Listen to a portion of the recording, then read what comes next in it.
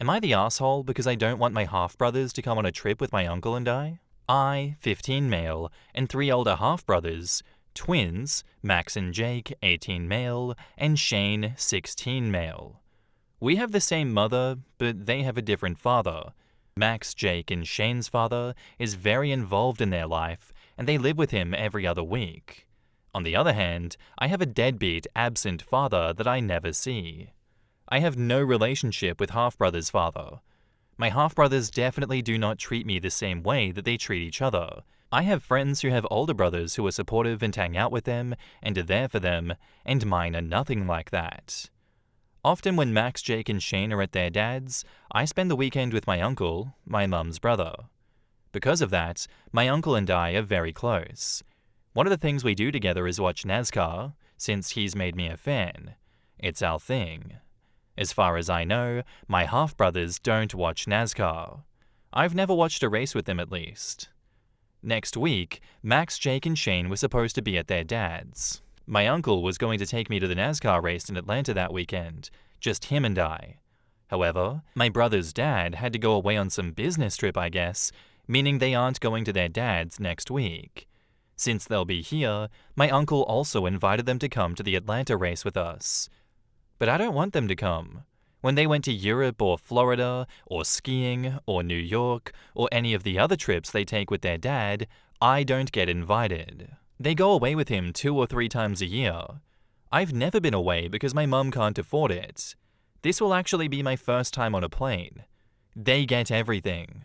This is the one thing that I had, just my uncle and I, and he invited them. Since they're going, I no longer want to go, and I'm considering telling my uncle that tomorrow. When he told me that they were coming, he could see that I wasn't happy. He knows how I feel about my relationship with them, but he said since they're home, he can't not invite them as it wouldn't be fair. But it's not my fault that their dad's going away.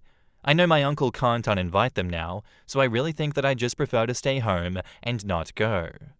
Would I be the asshole if I told my uncle that I don't want to go and instead stayed home? In the comments, MP Lunchbox says, "No assholes here. I understand your half-brothers are enjoying things you're not because of their dad. However, you have to look at this from your uncle's perspective. He has 4 nephews, not 1 nephew and 3 half-nephews, but 4. He is helping his sister by providing things for you because his sister can't afford trips and her other kids are getting very nice trips. If he were to only take 1 nephew, the other 3 may feel as if you were favorited over them. If you truly don't want to go, then don't, but you shouldn't let the presence of your half-brothers ruin something that you would enjoy." Hey, maybe being excluded from the trip might be a little wake-up call to the half-brothers for how they treat OP. If they're okay with excluding him, then surely they wouldn't mind being excluded from something, right? Right? Wrong Case 7532 says, "You are only 1 year younger versus the youngest half-sibling. Do they resent you? Did your mum cheat? It's not your fault, but their dad isn't related to you, but your uncle is related to all his nephews." OP says, "I guess my mother cheated, to be honest. They got divorced a couple of months after I was born. However, I don't know if my mum and their dad were still in a relationship when she got pregnant. Maybe they had already separated, or maybe he had already moved on. I don't know. I've never asked, and I don't want to know. Timing would suggest that she did cheat, but I can't confirm." That Pocket says, "Even kids can do the math and realize that their parents were together if the mum and dad divorced a few months after OP was born. If OP didn't care about trips his siblings go on with their dad and realized they are irrelevant to him, then he never would have used them as an example. It does bother him, or he wouldn't use them as a reason to exclude the older 3, because that logic doesn't work. The older kid's dad isn't his dad, but the uncle is all of their uncle. OP can pitch his tantrum and not go. He can miss out, but the uncle has decided that he won't leave the others out just because OP has some possessive thought about the uncle. At the end of the day, whether OP likes it or not, the uncle is not his father. His father left. His mother is the reason behind most of this." And OP replies, "I mean, yes, I'm jealous of the trips they go on with their dad. That's very true. However, I don't expect to be included in those trips. I mentioned it to point out that a trip isn't a big deal to them, as they've been across the country and to Europe while I've never been on a plane. It's not like my uncle is taking me on a once-in-a-lifetime vacation that they haven't experienced. I understand that our uncle isn't just my uncle, however, so I've accepted that they will be there, I guess. I understand where OP is coming from, but I think this is a case of don't cut off your nose to spite your face. Just go on the trip and enjoy it as much as you can. Don't self-exclude yourself from something where you have been excluded and you didn't have the choice before. It's just going to eat away at you. I think you're going to have to go with a lesser of two evils in this one. Because yeah, I get it. It's hard to enjoy being on a trip with 3 people who basically ignore you and do not care that you are not invited to the things that they get. It sucks, but that's just how it is. Sometimes we just have to suck things up and not miss out on the things that we want to do. I don't think you're an asshole, but I think you'd be an asshole to yourself if you don't go. And now, on to the update. So after reading the comments, I realized it wasn't my place to ask my uncle to not invite my brothers, as he is also their uncle. Also, if I chose not to go, it would be just denying myself something that I really wanted to do and would upset my uncle, which I didn't want. So I decided to go to the NASCAR race. I also decided against saying anything further at that time.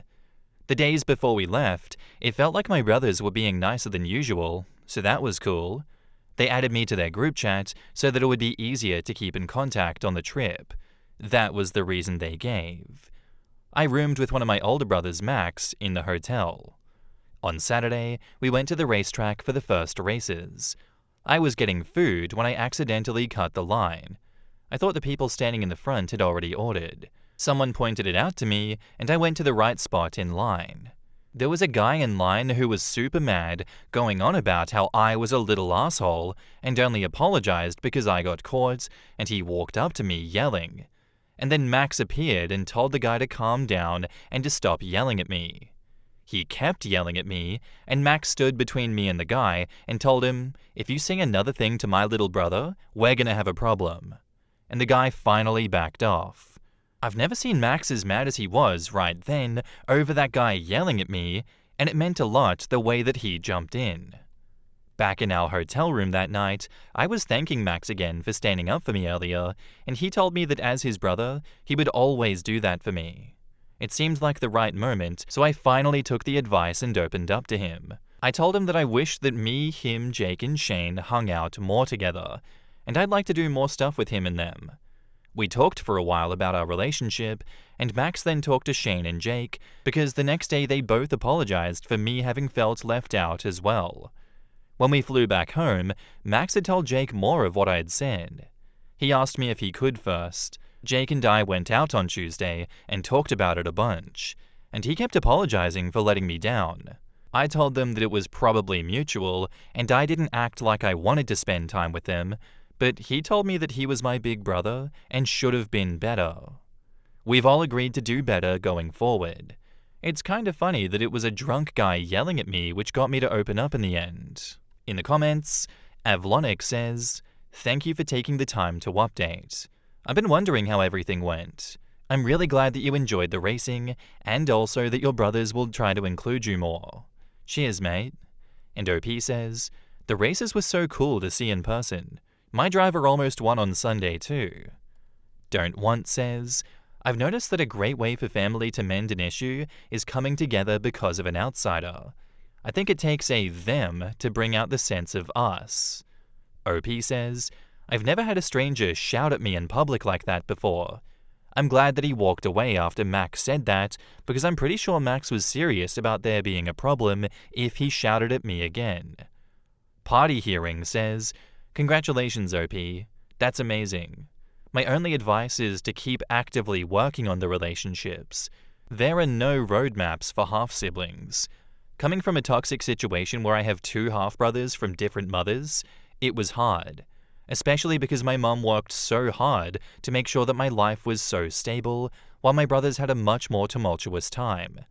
I had no idea how much resentment my brothers had built up over the years because I got to go home to somewhere safe. We weren't rich, we had no big vacations.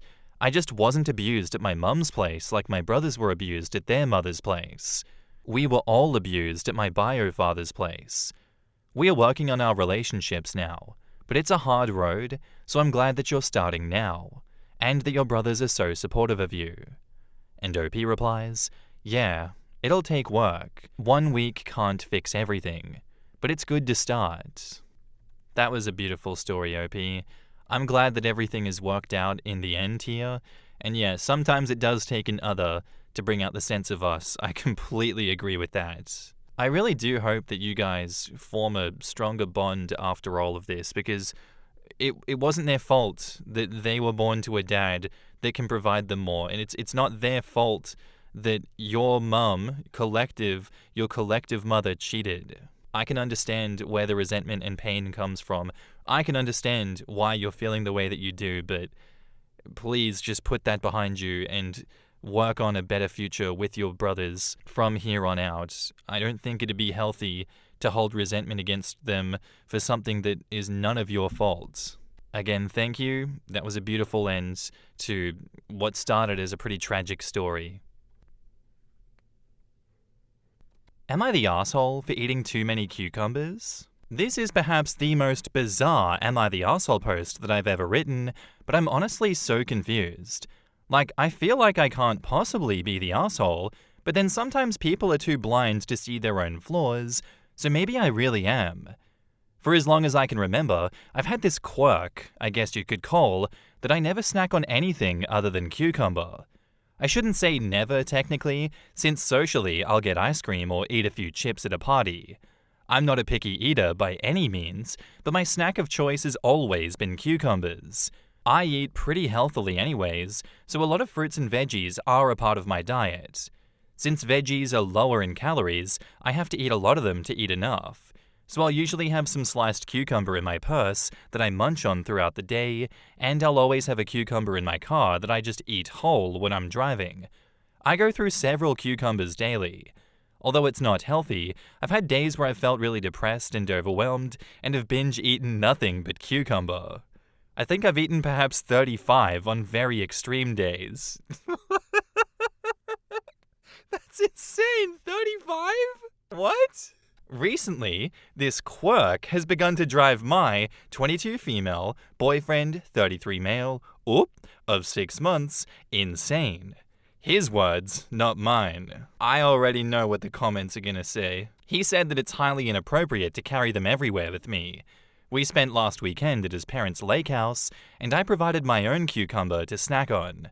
One night before I was in bed, I was in my room gnawing on a cucumber like a savage when his mother walked in. You sure it wasn't his cucumber? Under normal circumstances, I would never eat like that around others. I would slice it up.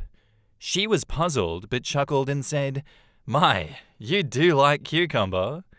My boyfriend later told me that I humiliated him with my childish and immature eating habits. I told him that his mum caught me in a low moment. He was being ridiculous since he eats a bag of chips every day and I don't bat an eye. He told me that chips were a normal snack and whole cucumbers were deranged. He told me that I needed to stop eating cucumbers and that my behavior was becoming a deal breaker for him. I feel really bothered, but I think cucumbers are a weird hill to die on, and I don't want to lose my relationship. So am I the asshole? Edit. I'd just like to add that my boyfriend has never expressed any issues with my cucumber habits before now. The incident in question was because around 8 p.m. I was getting really hungry, and I don't know his family super well, so I don't want to go rummaging and asking for a snack, and I didn't want to bother them by asking for a cutting board or something to cut up my cucumbers because of, well, mild social anxiety. So I shut myself in the guest room and figured that I would just snack on a cucumber quick. I don't usually go hide and eat cucumbers. But then his mum walked in looking for my boyfriend, presumably, and was a little bit surprised, but seemed amused and not upset or anything. I honestly didn't think that it would turn into such a big deal for him. In the comments, not the asshole, dump your boyfriend and enjoy your cucumbers. Note, I personally find cucumbers disgusting, and it would still never occur to me to care about this. Think Bullet says, I mean, it's not usual, but people have quirks, and if he's controlling about cucumbers, Didn't think this is a sentence I'd write. Find a man with bigger concerns in his life. This isn't a quirk, it's disordered eating. The boyfriend may be an asshole, but this is by no means a quirk or even remotely normal. She does have a problem. I'd be concerned about this too, although probably not because my mum saw her eat it. What exactly is her problem? How is it disordered? I understand that the nothing but 35 cucumbers in a day is definitely a problem, but that sounded less like a pattern and more like a one-off instance caused at least in part by depression. I'm genuinely curious. Am I missing something here? Yeah, disordered eating can come in many forms, and being so fixated on one food in a way that is clearly interfering with her life to the point that she had to hide her obsession is a pretty big sign. This isn't quite the same thing, but for reference, there's an eating disorder centered around being obsessed with healthy eating called orthorexia, that most people wouldn't realize is a problem. Not the asshole. I, 22 female, and my boyfriend, 33 male, was enough for me to be on guard, and the rest of the story confirms it. It's rich that he called you childish when he's dating someone so young. I know, right? And OP, I devour whole cucumbers all the time. End bits and all. I love them as well. Don't feel bad about eating cucumbers, and I doubt his mother made that remark to put you down.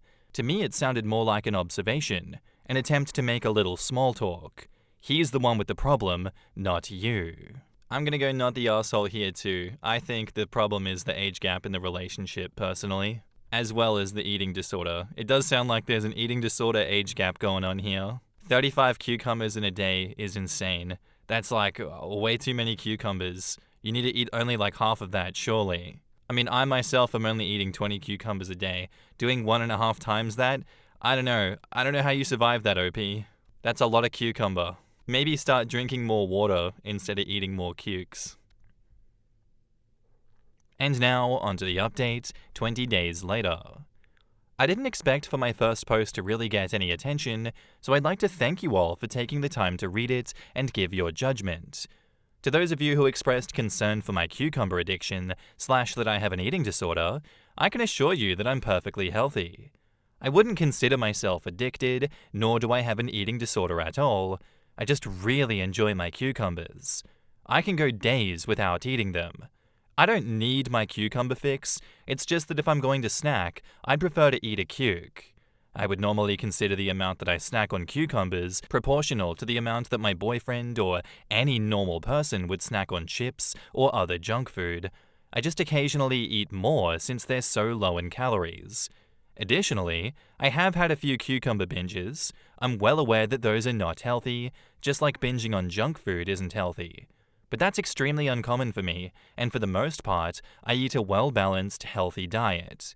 However, I will talk to my doctor about it to ensure that it's not worrying. As for my boyfriend, we ended up calling it quits. I was pretty hurt at first, but I think perhaps his huge reaction to cucumbers was indeed a red flag for controlling behavior. I think that he was trying to call my bluff, expecting me to give up my cukes for him, so the breakup took him a bit by surprise. How it went down was that I told him that we needed to have a chat. I told him that it was unacceptable to tell me what I was allowed to eat. I added that if listening to me chow down on cucumbers was what bothered him, as some of you in the comments noted, I would avoid eating them when he was around. Apparently, the very idea of me eating so many cucumbers was driving him nuts, not the noise. I decided to try and compromise. He's a pretty heavy drinker and will get drunk pretty often. I know that it's very bad for his health, and I've expressed that concern in the past. I told him that I'd give up cucumbers if he gave up alcohol, and he declined my offer, threw out a few uncreative insults and expletives, and I'm now writing this from my mum's couch with a cucumber in my hand and a cucumber in my heart. Oh my god.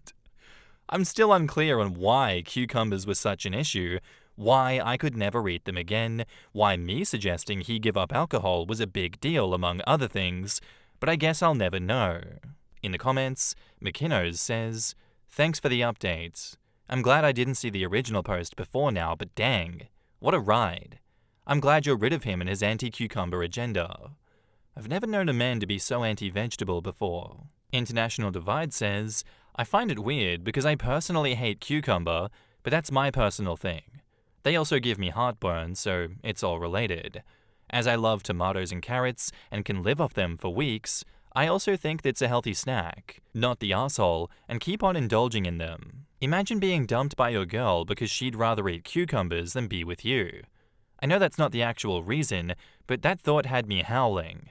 OP says, yeah, he was pretty pissed. You can take the cucumbers away from the girl, but you can't take the girl away from the cucumbers. Well, apparently you can't take away the cucumbers from the girl either. Back up to the post, we have some edits. I seem to have forgotten to add this as it was a common question on the original post, and I'm seeing it in the comments now. No, I did not eat 35 of those mammoth cucumbers. My eating habits may be odd, but I'm not completely insane. I think on my last cucumber binge, which occurs super rarely, and it was quite a while ago, I had maybe 3 or 4 big ones, and the rest were the mini cukes. I do buy a lot of them at the grocery store, but I have a cucumber dealer who hooks me up with huge batches. And for those of you upset at my use of the word cuke, here you go. May your lives be enriched. And just for some clarification, for those who think my boyfriend is completely justified in his cucumber hate and that I'm a lunatic, I agree. Sort of. If he had been bothered by the chewing or concerned about my health, I was ready to talk about it and work something out. I didn't enter into the discussion for a fight or with the intention of breaking up. His attempted grasp for control over my food wasn't even the reason why I broke up with him, but when he started shouting at me and called me a bitch, which he had never done before, I decided to end things. Okay, that makes a lot more sense as to why you would break up with him in that situation, OP. I think if you were like, hey, I really want to know what's going wrong so we can work on it together and we can come to a reasonable compromise, and he's like, I hate you, I hope you die, you're a bitch, I don't want you eating cucumbers anymore, the thought of it enrages me, just thinking about things about you pisses me off, I'm going crazy mode. Yeah, I'd break up with them too. That's insane. That's mental illness levels of like, I'm on your brain 24/7. Don't be in a relationship with someone like that. That's crazy. So thank you for doing the right thing, OP. Keep on munching on those cucumbers, and thank you for the story. Oh wait, there's another update, posted 18 days later, titled, Today I messed up by filling my pockets with cucumbers. I like cucumbers. A lot. They're my absolute favorite snack food, and I always try to keep them on hand. I've had a few awkward cucumber-related incidents in the past. Cucumbers falling out of my purse, my ex-boyfriend opening my fridge only for those noble cukes to spring forth and attack him, the same ex-boyfriend banning me from my snack of choice, the list goes on and on.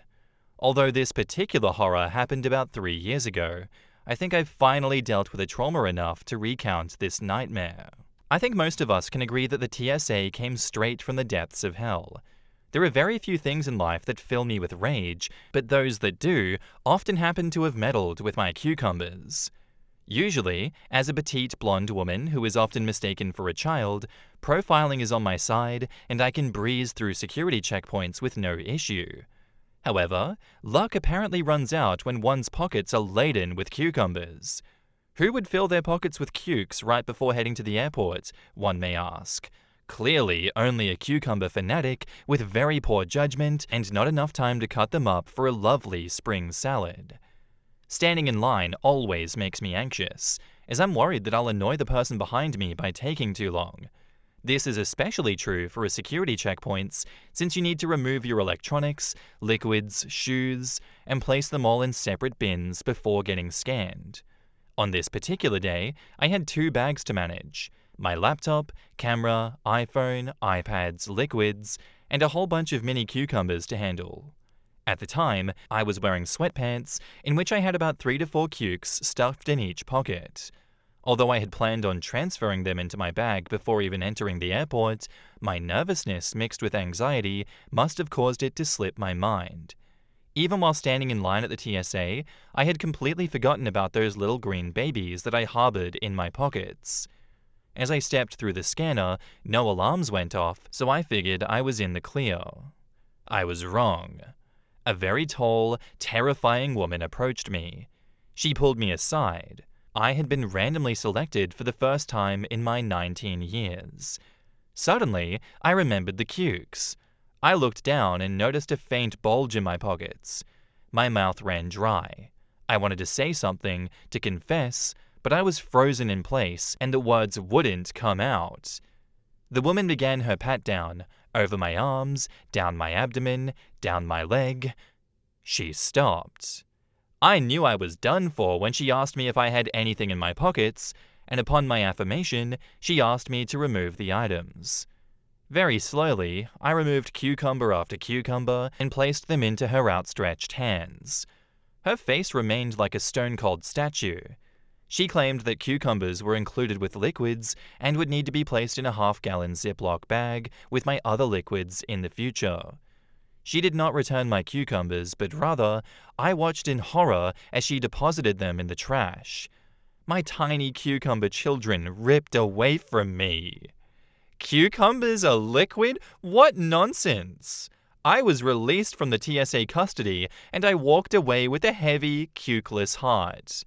So to anyone who happened upon this, take heed and don't leave your vegetables on your person while in the Chicago O'Hare Airport. You will be robbed of them. In the comments, Undercover Introvert says, "Lady, we need to adopt you into our family.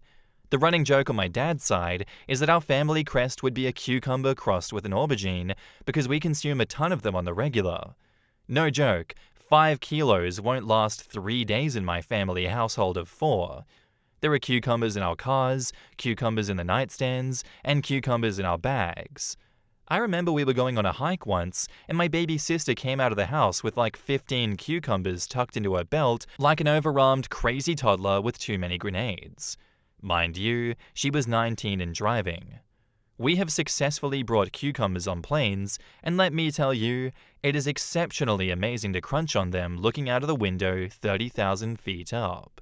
This is definitely one of the weirder and sillier reads that I've had in a big long while, that's for sure. But I'm sorry guys, it's not beating the couch story. It's not beating the gaycation. Cucumber funny, but you must submit to the gaycation. Also with these antics, I never realized I've been surrounded by psychopaths that love cucumbers as much as this. All the comments are like, actually, I eat more cucumbers than you. I love dried cucumbers. I love cucumbers with sweet chili sauce. Maybe I was wrong. Maybe OP is not as weird as I think she is. But who am I to judge? Go live your life with a cucumber in your heart, OP. Whatever helps you sleep at night. Thank you for the story. Our next post doesn't have an update, but I have opinions I need to share with the world. This one's by user CherryChanel69, titled, "Am I the asshole for making my coworker a separate meal after she insulted my cooking? I work in a small office where we do potluck-style lunch once a week. I love cooking, so I usually bring something homemade.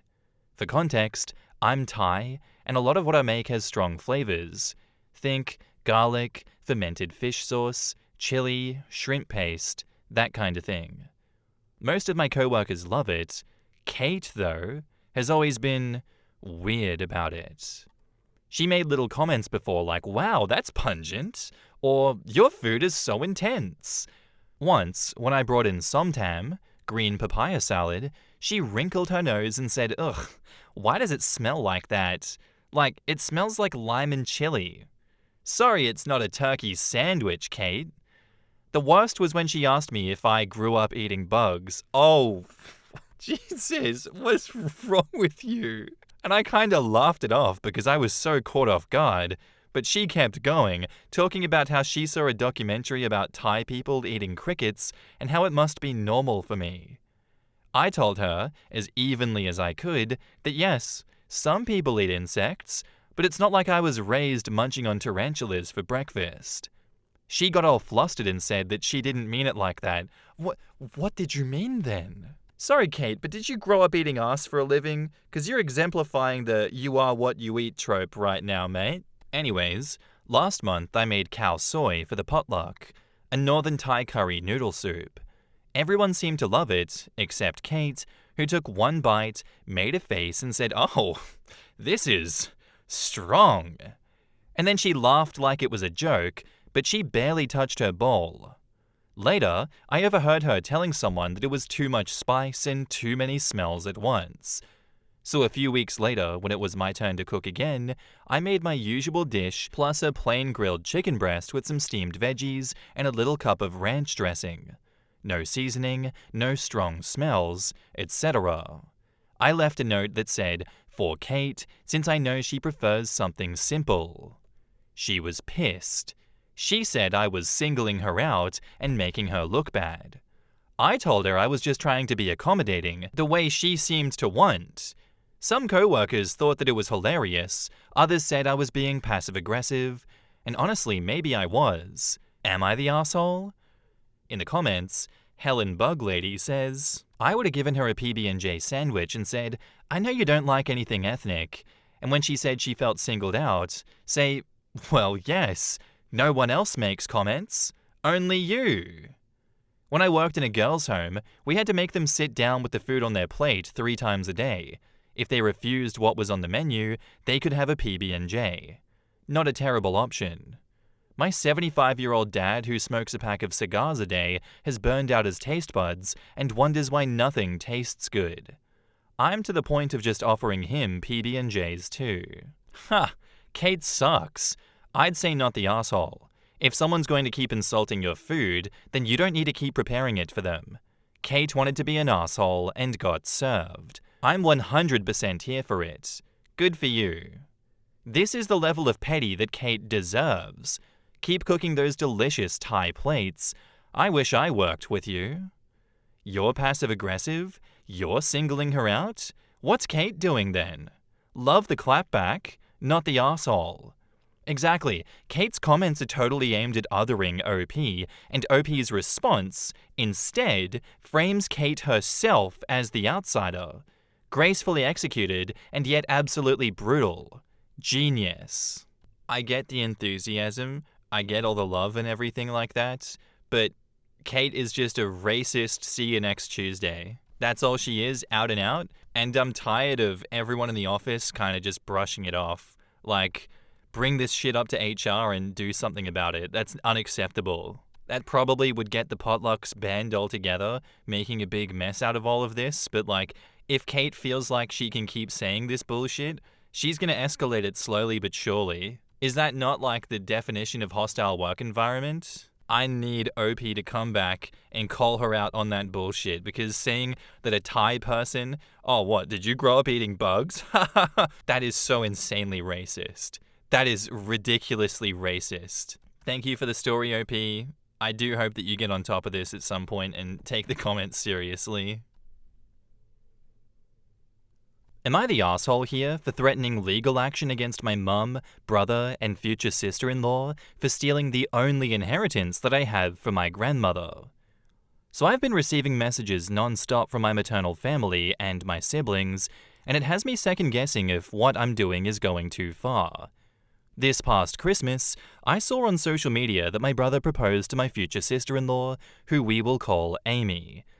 I was initially happy for them until I saw the ring, which Amy posted photos of.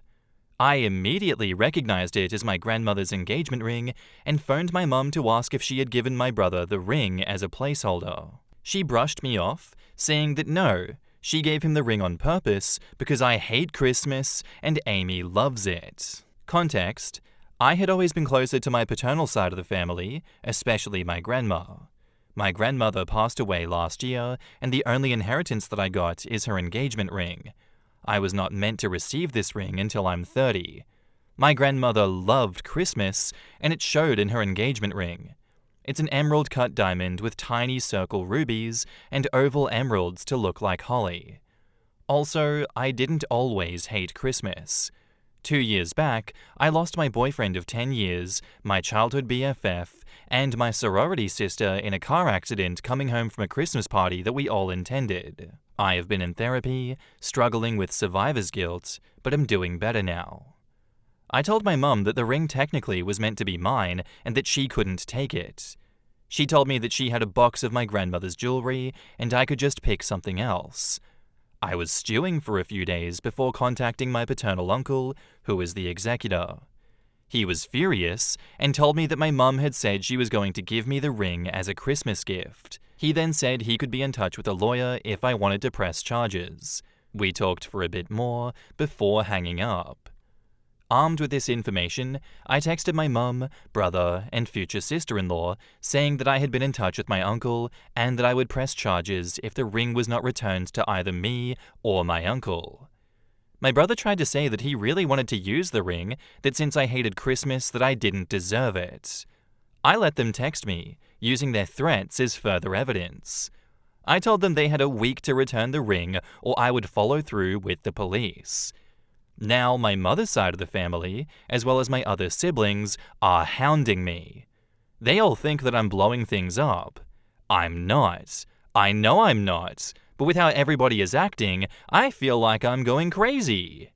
Am I the asshole here for threatening legal action against my mum, brother, and sister-in-law for stealing my only inheritance? In the comments, Writing Dreams 2 says, "Not the asshole. That's your ring. Your mum, brother, and sister-in-law have no claim to it. File that report." I agree. That ring's yours, and they have no right to take it. Definitely report it, not the asshole. OP giving them a week was more than generous. I'd have given them 30 minutes. If I was sister-in-law, I would be absolutely mortified and immediately return the ring and seriously reconsider what the hell my fiancé was thinking. Not the asshole, and absolutely sue. This is so unconscionable. And because you don't like Christmas is a masterpiece of gaslighting. I mean, if anything, it would make the ring even more important to you, as it is the one beautiful thing that can give an utterly devastating trauma some hope. At a minimum, your mum not even asking you is arsehole territory. But this almost amounts to no contact, and I always think people exaggerate that. But wow. It is unspeakably cold-hearted for OP's mum and brother to use that horrific tragedy to justify theft. Who even does that kind of thing? Exactly. And it's only been 2 years. I'm sure at some point in the future, OP will probably enjoy Christmas again, just not right now. However, none of that gives mum and brother the right to steal.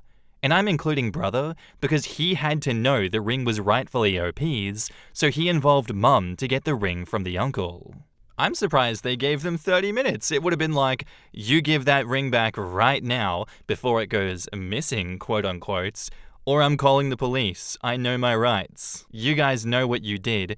Cough it up right now. You need to send a stern warning to everyone else around them, all these flying monkeys, as a warning as to they are in the wrong and why they are in the wrong and how they need to be supporting you in this. Everyone's ridiculous logic in this situation, all the lies to try and get you to bend the knee and give them what they want, none of that is unacceptable and you should not stand for it. You should take them to court.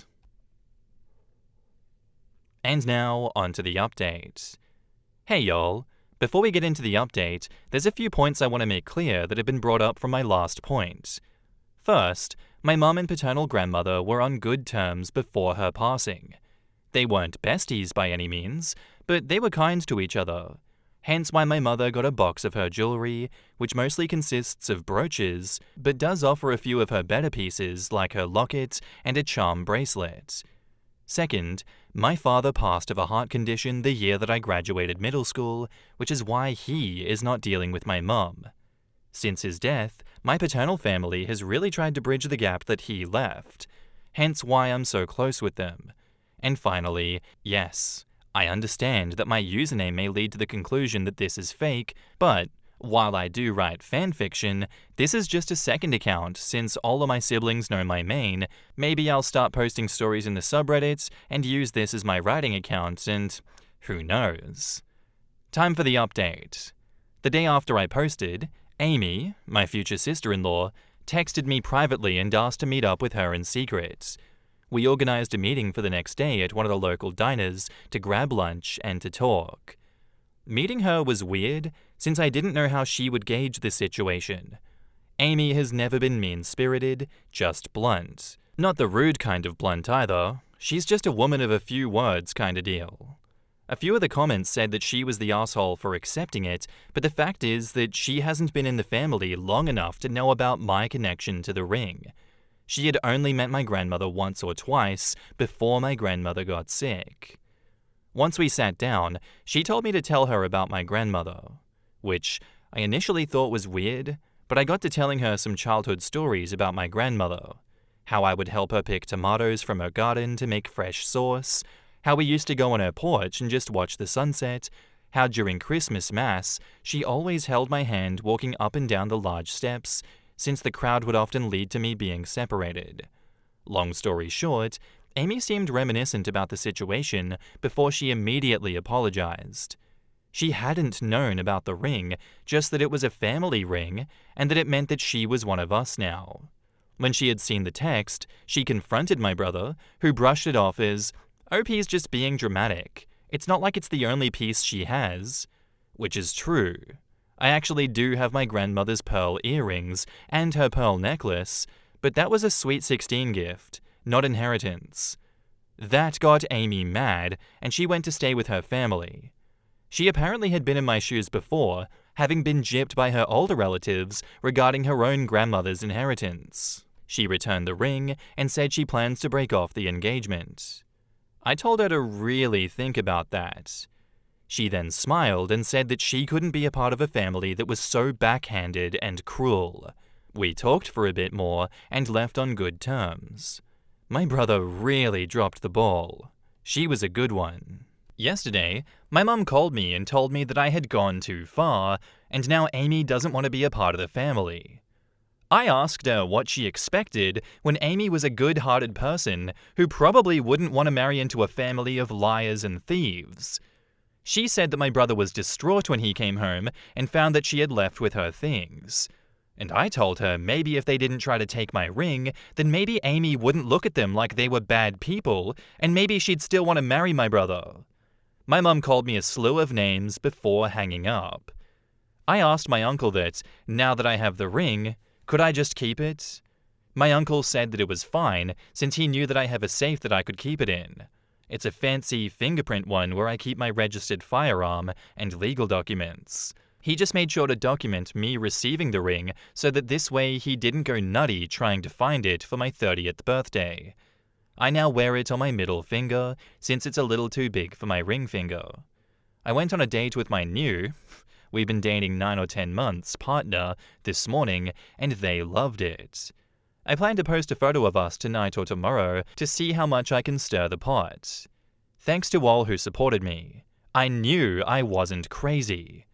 I've been the least favorite kid for years, and I've just gotten used to having to share or give up things. But my grandmother's ring was my hill to die on, and depending on how their behavior is, I may go no contact.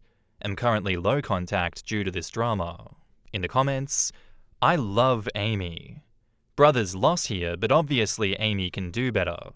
Look, let's be honest, the bar is on the floor for success in Amy's court. Her previous fiancé had to steal to get her an engagement band. He's either too cheap or too lazy to work to buy one. She could probably do better dating an actual hobo from the street. What Amy didn't say, but I will, is who in their right mind would marry a man who treats his sister like this, or wants a mother-in-law who treats their own daughter like this? If this is how they treat OP, just imagine how they'd treat Amy after the wedding. Yes. And who would want to look at their engagement ring, a symbol of love and hope for the future, and remember that there's a family member who's upset and says that it was stolen from her? And now, onto the final update. Okay, a few things I wanted to say before I finally tell you guys how I wrapped everything up. Number 1, and most importantly, I'm so sorry for using that word. I had no idea the origin of the word gypped was derived from gypped as in gypsies, and is a slur against the Romani people. I apologize for using the word and will phase it from my vocabulary. I meant no offense by using it in my post, and I really do apologize if I offended someone. Secondly, I took the advice of some people and didn't block my family, which worked in my favor. Lastly, I really appreciate all the support I've received. It means the world to me. So, the top thing I should mention is about Amy. She recently moved, wanting a mostly fresh start.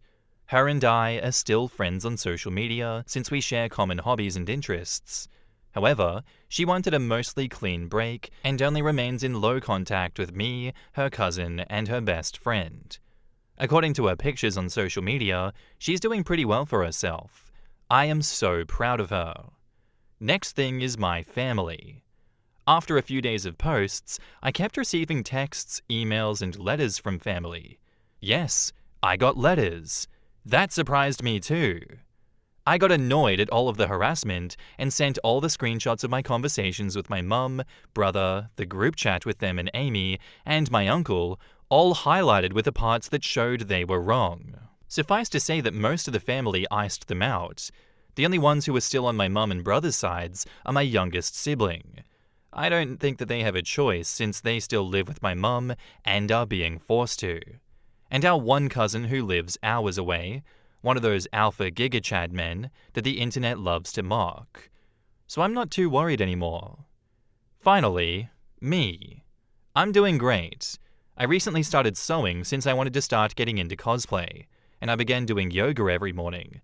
My partner and I still have date nights often, mostly consisting of board games, video games, or movies. Who has money to go out in this economy? We even looked into rescuing a bird. My partner is allergic to dander, and they already suffer because of my other pets, so this pet is for them. Right now, my mum and brother haven't done anything illegal, but I did get security cameras just in case. The harassment has stopped, my partner and I are happy, Amy is doing well, and life is sweet.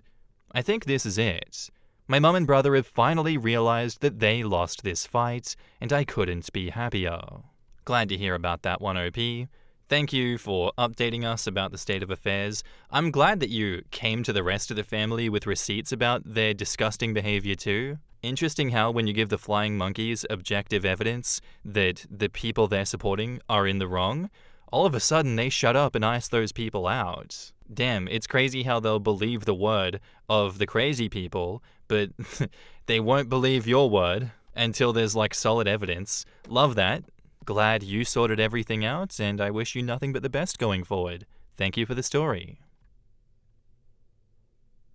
Our next post doesn't have an update, but I wanted to read it anyway because why not? It's by user Red Nasnam, titled, "Am I the asshole for having my mother yell at me for having intercourse with my girlfriend in my own apartment when we're both 26 years of age? So I live with my girlfriend in an apartment that I pay for. We've been together for 3 years, and our relationship is great. We are both working professionals, fully independent, and like any normal couple, we even have an active sex life. Enter my mother, 54 female.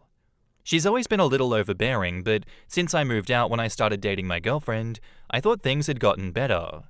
Apparently, I was wrong. Last weekend, my mum came over to drop off some homemade food. Which was nice, I'll give her that. I had told her that she could stop by after 4 p.m. since my girlfriend and I were having a lazy morning.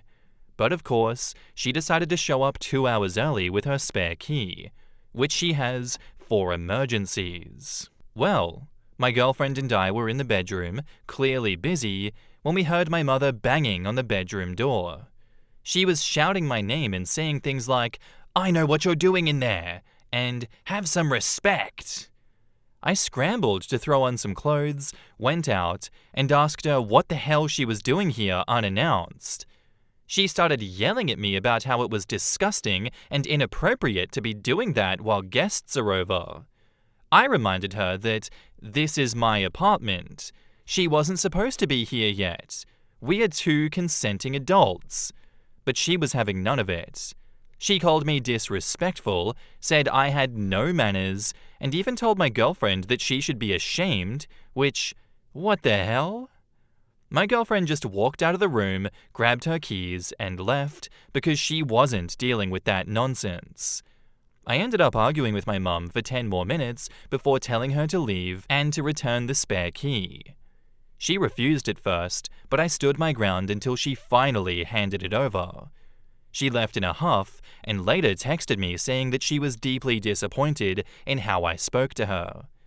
Now my dad and sister are both telling me that I was too harsh and that I shouldn't have put her in that situation. I argued that she put herself in that situation by showing up unannounced and barging into my home. In the comments, have some respect, Lamau the hypocrisy, not the asshole. You, OP, can reply that since your mother disrespected your home space, you and your girlfriend expect an apology from her. You are an adult, an independent one, yet she treats you like a 10-year-old. Stand your ground now, otherwise she will waltz all over you and your girlfriend. Exactly, if she wants to talk about respect, it goes both ways. She disrespected your space, your relationship, and your boundaries. If anything, she owes you an apology, not the other way around. Stand firm now, or she'll keep pushing limits in the future. Honestly, even if my son told me to stop by at whatever time, I would still knock, and I have the code for his home. I would never just walk in. Not the arsehole. You gave your mother a set time to visit, and she disregarded it. Besides, what you do in your own house is none of her business. Seriously. I've had spare keys to friends' houses for emergencies, or because they tended to be forgetful with their keys, and I didn't mind being a backup storage for emergency keys. I've showed up early before because I knew or thought they were just hanging out beforehand. You knock or ring the bell, or these days text as well. It would never even occur to me to use the key to let myself in unless it was like an hour after our meeting time. Their car was there, lights on, etc. Essentially worrying that they'd had a medical event or something crazy. Whether OP's mum was looking to catch them doing something, or she was genuinely shocked while wanting to surprise him, she's immature, with poor emotional regulation, and firmly in the camp of, "You're my child, I don't ever owe you respect." The rest of OP's family is either getting a false story, or just plainly wants to give in to keep the peace with what clearly is a deeply annoying woman. I don't even get where the mum is coming from here. How can she let herself in 2 hours early and then start immediately shaming you for having sex? Oh wow, I'm not going to have the normal human reaction to being like, "Oh, my bad, I caught them at a bad time." I'm just going to leave the apartment very quietly without them realizing that I'm here and put the food in the fridge and give them a text later and be like, "Sorry, I popped in early, that's my bad, I didn't realize, I won't do that again, I've learnt my lesson." Nah, she goes straight to, "You knew I was coming over 2 hours early, so that's why you're having sex with your girlfriend, you sick, demonic freak." Like, how do people operate in the world like that? Is this not just severe mental illness? I don't know what else to do it because her actions are not normal. Maybe she's just a raging asshole. Regardless, thanks for the story, OP. Good luck with a mother like that in the future. I hope she doesn't continue to attack and break down your relationship with her stupid antics. My wife came out to me as lesbian yesterday, and I am shattered. We've been together for 10 years, married for 4. She was or is the love of my life, and the thought of living without her is unbearable. Yesterday morning, I woke up and noticed her sitting on the patio crying, so obviously I went to console her and figure out what was wrong. While fighting back tears, she manages to tell me that she's a lesbian and she is so sorry. She isn't attracted to me anymore, but she also doesn't want to leave me. I've always known that she was into women as well, but it was never an issue for me. I've had quite a few threesomes with different women over the years, and they've all been amazing. I've even been fine with her exploring that side of herself with other women without me. I just wanted her to be happy and fulfilled. The entire day was spent either crying or talking about our now uncertain future. All the plans we had made about buying a home, travel, getting dogs and cats, retirement, went up in smoke. We had a fantastic sex life up until just a few days ago. We would have sex at least a few times a week, and we rarely failed to get each other off. We experimented and grew with each other over the years, exploring new kinks and figuring out new ways to please one another. I told her that I didn't blame her, that if she really is a lesbian, it is not her fault, and she hasn't really done anything wrong, but it doesn't make it hurt any less. She's my best friend. We had such a wonderful, supportive relationship, and we've been through so effing much together. I can't stand the thought of losing her and starting over. She said she doesn't want to leave me, that she still wants a future with me, just without the sex. But she also understands how unfair that is to me, so she's fine with me finding a fuck buddy or two if I wanted. All I really want is her though. I'm so insanely attracted to her, and I make sure to tell her so every day. She's the sexiest woman in the world to me, but finding out that the attraction is one-sided has obviously shattered my heart and crippled my self-esteem. I don't know what to do. I'm certain most of the comments I get will be along the lines of move on, or the classic lawyer up, start hitting the gym, but I don't know if I'm strong enough to do that. I'm praying she's going to wake up and realize that she made a mistake, that she's just overwhelmed and confused. Deep down, I know that that's not how it works, but the wounds are still so fresh that I'm grasping at any little straws of hope that I can find. We don't have any kids, all of our pets have passed away, but we did just move into a new house last week, so we may be stuck together until next March at least. I just want my wife back. In the comments, Gloomy Comfort says, I strongly advise finding a marriage and couples counselor.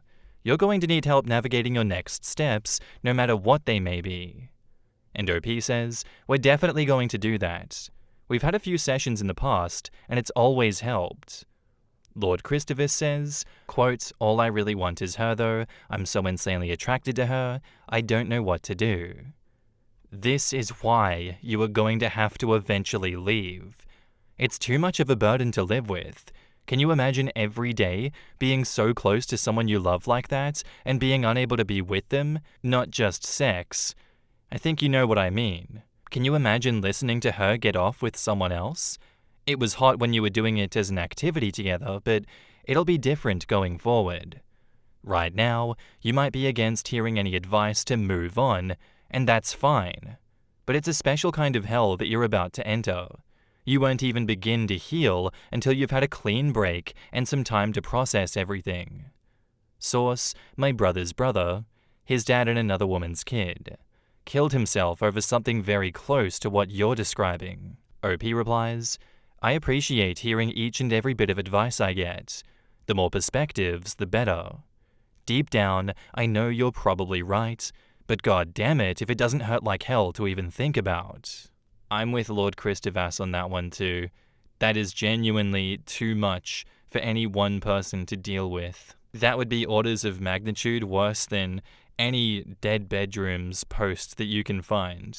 You just torture yourself every day that you stay with that person that you know won't love you like they used to before, and they won't give you what you need, and you can't give them that same piece of you like you could in the past. I can see why someone would just off themselves in a situation like that, and I don't think OP should stay. As hard as it is to leave, it would be even harder on yourself to stay OP. And now to the update 1 year later. Hola Reddit, long time no talk. I figured it was about time to update y'all on the roller coaster that has been the last year of my life. Allow me to start with a few apologies. Sorry for the jumbled mess that was my original post. I was a mess at that time, and apologies to everyone that reached out that I didn't get back to. There were a lot of you, and it became too much to continue replying with the same answers over and over. I appreciate every one of you that reached out with kind words and those that shared their similar experiences. 1 year ago today, I woke up and got out of bed blissfully unaware of the fact that my life was about to completely crumble around me. That morning, I found my wife on our back patio, clearly in distress. So obviously, I put on my best husband hat and went to figure out what the issue was. I assumed it was something work-related, but I was very wrong. While fighting back tears, she manages to tell me that she's a lesbian and she is so very sorry.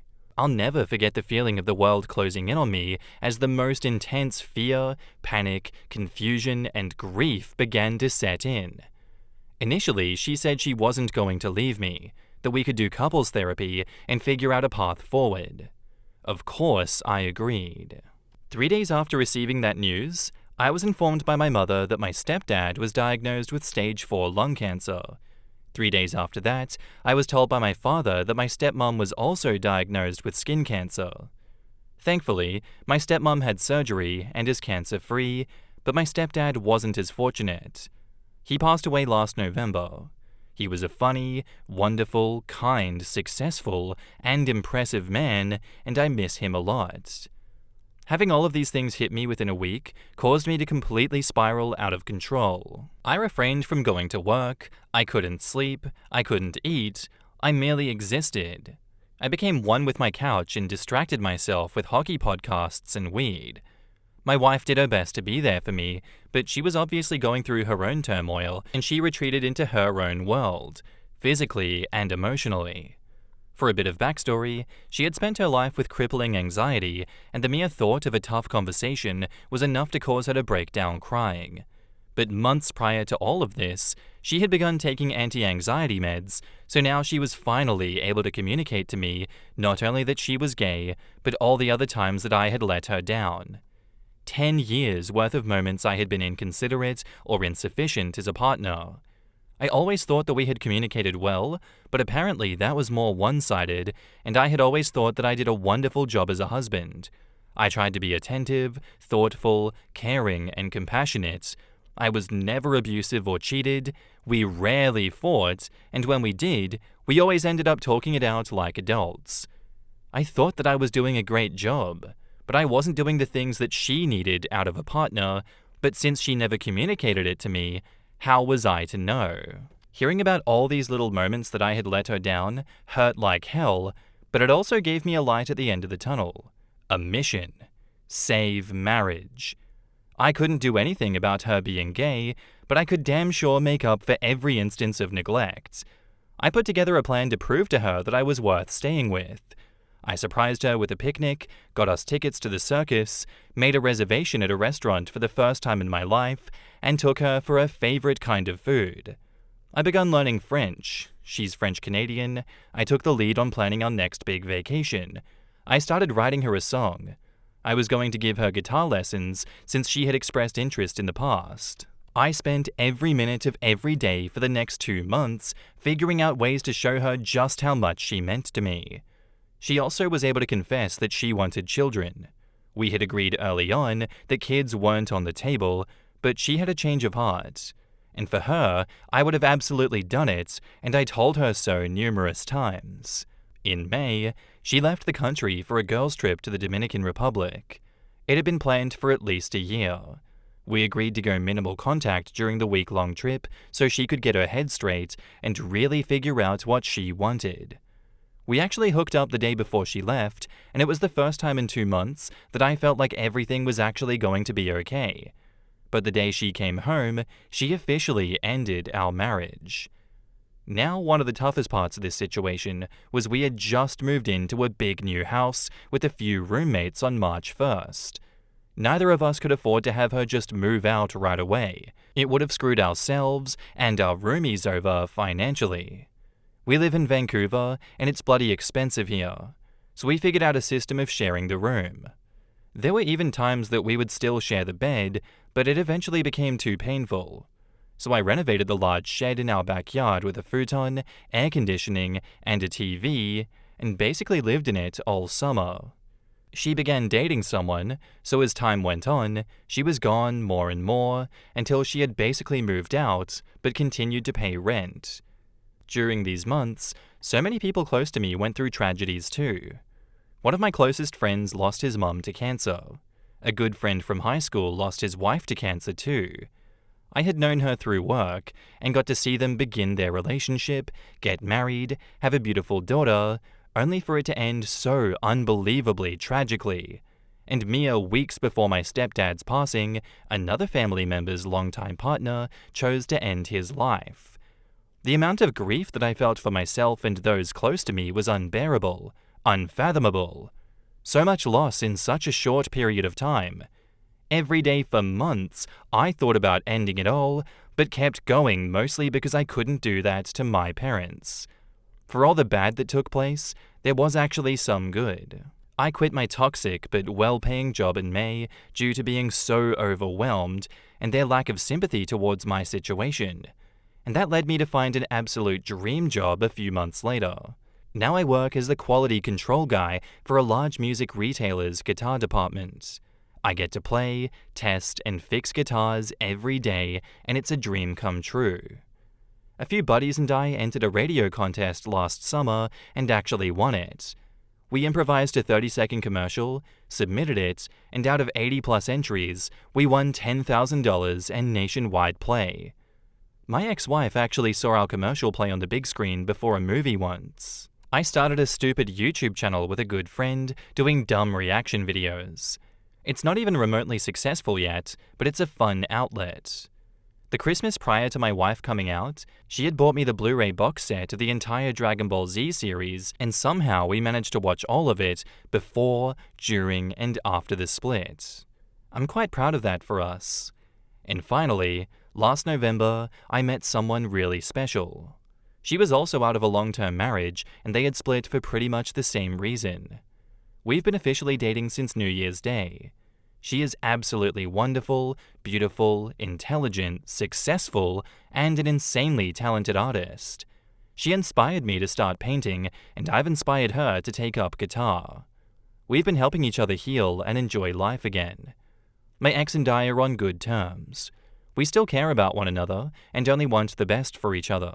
She was there when we saw my stepdad for the last time.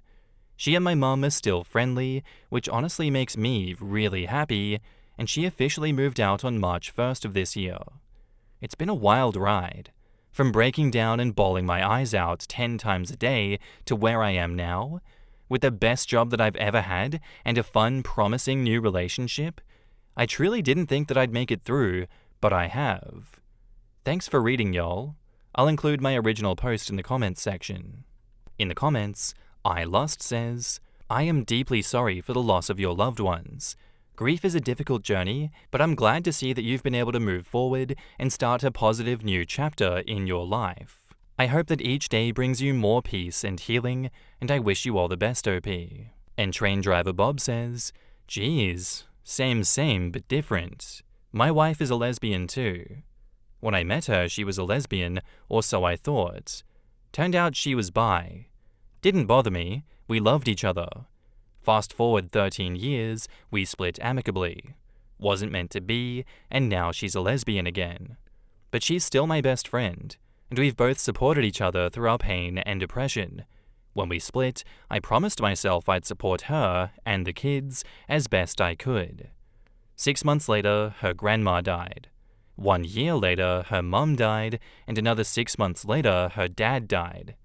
Jesus effing Christ, it's been a bloody roller coaster. I'm glad that you've moved on to living a fantastic life. And OP says, oh man, that's tough. Lots of respect for maintaining a friendship with her. I know how tough it can be. All the best. And now, onto the update, 2 years later. It seems like just yesterday I was mentally formulating a 1-year update for this situation, and here we are at the 2-year mark. Crazy. This won't be juicy or drama-filled, no big revelations or tea to be sipped.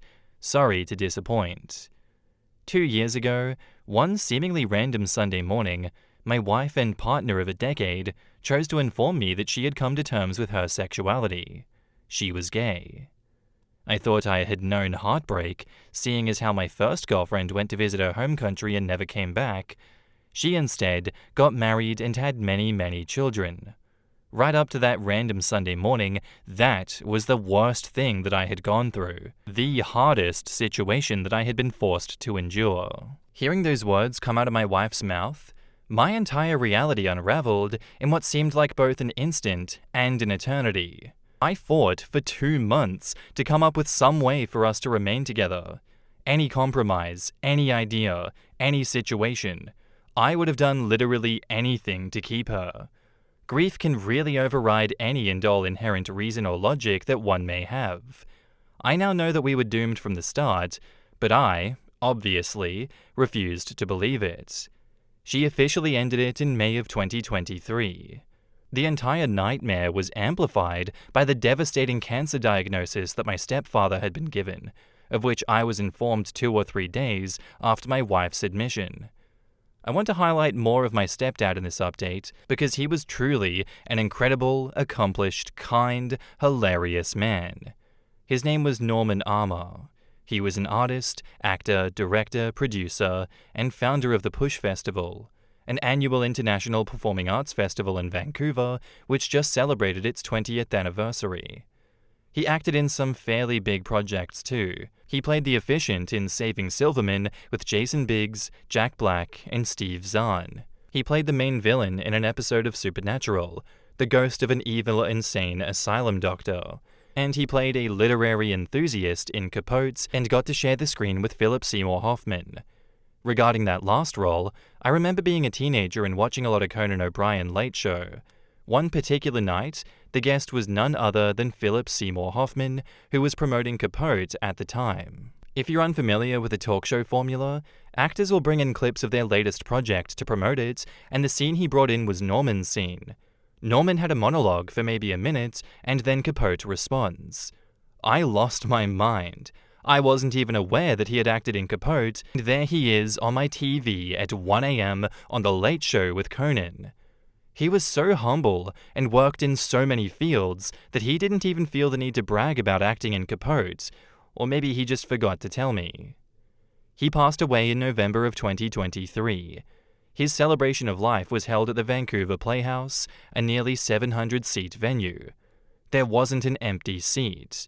Not only was there nearly 700 in attendance, it was live-streamed to countless more. We should all be so lucky as to have that sort of turnout for our final send-off. My ex, her parents, and my current girlfriend were all in attendance. Now back to myself. Shortly after Norman's passing, I matched with someone on an unnamed dating app who became my savior, my partner, my everything. I was in the worst place of my life at the time, still suffering from grief, depression, newfound anxieties, nightmares, and severe loneliness.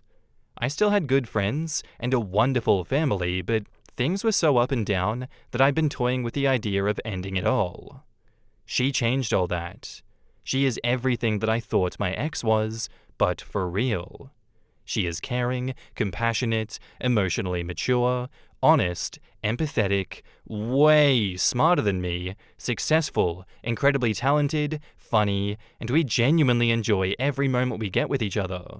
We inspire each other, we communicate, we have each other's backs. During the early weeks of everything happening, I was still working for a small glass fabrication company, but with everything that happened, I was clearly not myself, and my asshat of a boss had made it clear that he didn't care what I was going through. He wanted me to show up, work my ass off, and also train a team of new hires. I could barely get through a shift without crying, and he expected me to train these teenagers, one of whom barely spoke English. On top of that, I was still dealing with the ramifications of a devastating workplace injury where my foot had been crushed by a literal ton of glass a year prior. 4 broken bones, nerve and tendon damage, 6 months off work, and I basically had to relearn how to walk. But that's a whole different story. I ended up quitting that shit show and went 3 months without employment. Until, through some good friends, I was able to score an interview for guitar quality control at a large music retailer. A dream job. I'm fairly lucky in the sense that I've never interviewed for a job and not gotten it. And I did get this one too. It was great, but didn't pay quite enough, so after 6 months, I took a risk and transferred to a different location for a bit more money and shorter commute and the position of shipper/receiver. I regretted it almost immediately. Guitar QC was the chillest, most incredible job that I had ever had. I almost couldn't believe that they were paying me to do it, but being a shipper and receiver was god-awful. There were good days and bad, but the bad were terrible. I was kicking myself for taking this job until this location's guitar technician decided to quit. I immediately threw my name in the hat and once again nailed an interview for the position, which I got. I've been doing this since November. It's a dream come true. I have my own office, I get to fix guitars, basses, banjos, mandolins, ukuleles, all day every day, and I have to constantly pinch myself to make sure that it's all real. It vindicated my decision to swap locations. The universe put me through the ringer and finally decided to cut me a break. I moved in with my new partner earlier this week. It was really emotionally heavy to go through my last house and clear out all my stuff.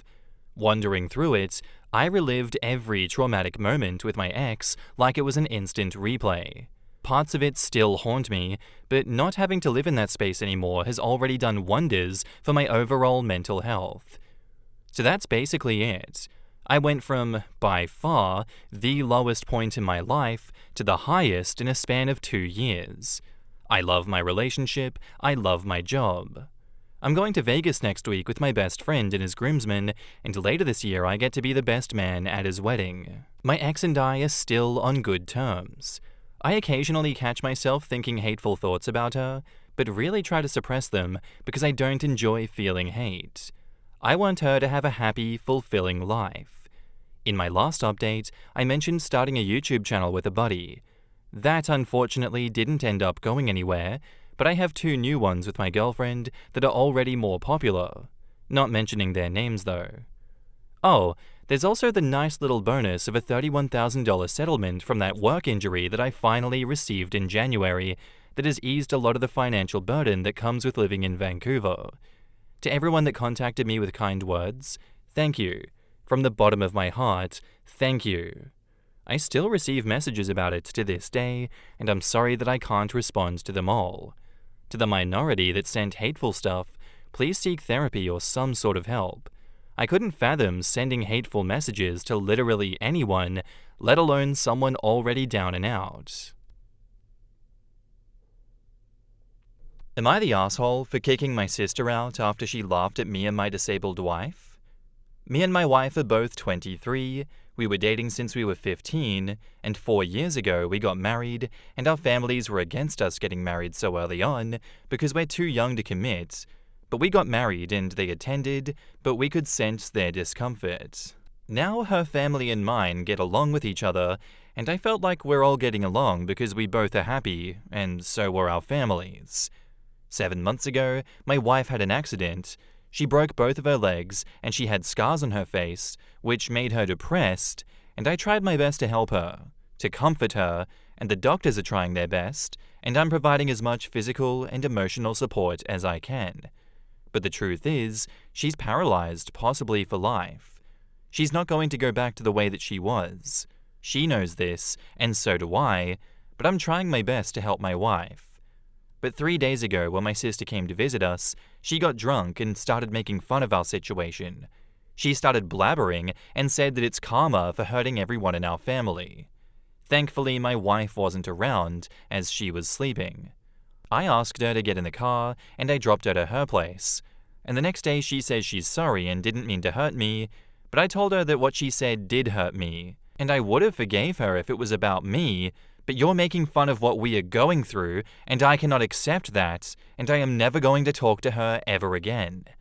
But my parents are saying that my sister was drunk, and I should forgive her and forget about it because she was drunk. But I feel like she was extremely disrespectful to us and our struggle, and making fun of us. In the comments, Magical Twinklewism says, "Not the asshole. Your sister's comments were incredibly insensitive and hurtful, especially given the challenges that you and your wife are facing. Being drunk doesn't excuse such behavior. It's understandable that you'd want to distance yourself from someone who disrespects your situation so blatantly. Your parents may want to keep the peace, but your feelings are valid, and it's important to prioritize your and your wife's well-being. Setting boundaries with your sister is a reasonable response to her actions." Hard agree. Keep the peace, but whose peace do they want kept? Certainly not OP and his wife's. Not the asshole. Drunk words are sober thoughts. I've always believed what people say when they are drunk are their true thoughts, because inhibitions go out the window when you're intoxicated. You say and do things you wouldn't normally do because all of your filters are gone. Well, I don't believe this is a blanket statement, but in this case, it is for sure her sober thoughts. I mean, it's an inhibition loss drug. Those are either honest thoughts or the honest desire to be malicious. Either way, you're better off without that person. Not the asshole. but she was drunk is not an excuse. Go commit a crime when you're in front of the judge in court and tell them, "I shouldn't be punished because I was drunk," and see how far that gets you. Drunk people don't just make things up out of the blue. They say the things that they have been thinking all along, but when they are sober, are smart enough to keep to themselves. OP says, "Actually, yes. That's what I'm most concerned about. I'm thinking, does my sister hate my wife so much that she's enjoying her suffering? Does she not realize that her brother is also suffering? Does she hate me as well? I love her, and I thought that she loved me even though we had a rough time, but to say all this? I would have preferred if my sister berated or insulted or slapped me instead of what she said. At least I could have forgiven her, but she's crossed boundaries, and I don't know how to forget her words, even if she was drunk." I don't think you forget her words. As you said, if she had hit you, you would forgive her for it. I personally wouldn't forgive her for a good long while because making fun of such an incredibly traumatic and tragic experience, that's not okay and that's never going to be acceptable. If you have the capacity to forgive her for this, I completely respect that, but to forget this, I don't know how to forget her words even if she was drunk. This is not something that you forget. This is something that you hold close to you in order to protect yourself and your wife. She's already shown her capacity to damage you and do immense damage to your wife if left unchecked. You're not the asshole for kicking your sister out after she laughed at you and your disabled wife, but I think this goes beyond that. I think you might be doing yourself a disservice if you don't put protective measures and boundaries in place going forward. And now, on to the update. I made a post here about 3 weeks ago. TLDR, my sister came over and got drunk, and she laughed at my wife and said that it's karma, and that's why she got disabled. I dropped her and told her not to talk to me because I cannot accept her insults towards my wife. 2 days ago, my sister called me and said that she wants to talk to me because she doesn't want to ruin our sibling relationship just because she was drunk, and she regrets what she said and feels guilty. I told her that I cannot have this conversation with her in my house because my wife would get hurt if she heard our conversation, and I asked her to meet me at a park near our house. When she arrived, she immediately hugged me and said that she's sorry for what she said and she'll make sure to never repeat the same mistake again and won't ever say something like that, even if she's drunk, and she wanted me to leave my wife because she's disabled and spend my life with a partner who is not a burden to me. I politely told her that what she said was highly offensive and rude and that my wife is not a burden. If my wife was around, she would be so devastated. She's already suffering because her body changed dramatically, and even if you hate my wife or anyone, you shouldn't be enjoying their misery or making fun of it. My wife said that she's sorry and would do anything to go back to how things were. I told her that I can't forget about what she said so easily, and for now, she should leave. My sister just asked for me to promise her to not cut her off completely, which I agreed to. I don't know if I should forgive my sister. I'm obviously pissed, but I think maybe I should forgive her because she was drunk. If I ask my parents, they'll obviously tell me to do so as they've been trying to convince me to forgive her, and I definitely cannot talk to my wife about this because it would hurt her and she's going through a lot already. In the comments, Bonham42 says, "No. She may have said that when she was drunk, but she doubled down by saying that you should leave your wife for being a burden the next time you saw her. I'm assuming she was sober? Your sister clearly feels this way. If you keep in contact, you run the risk of her saying this to your wife.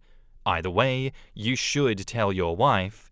Maybe not what the comments were, but that they were enough to make you cut contact." Yeah, she fumbled big time here and showed that the apology isn't genuine.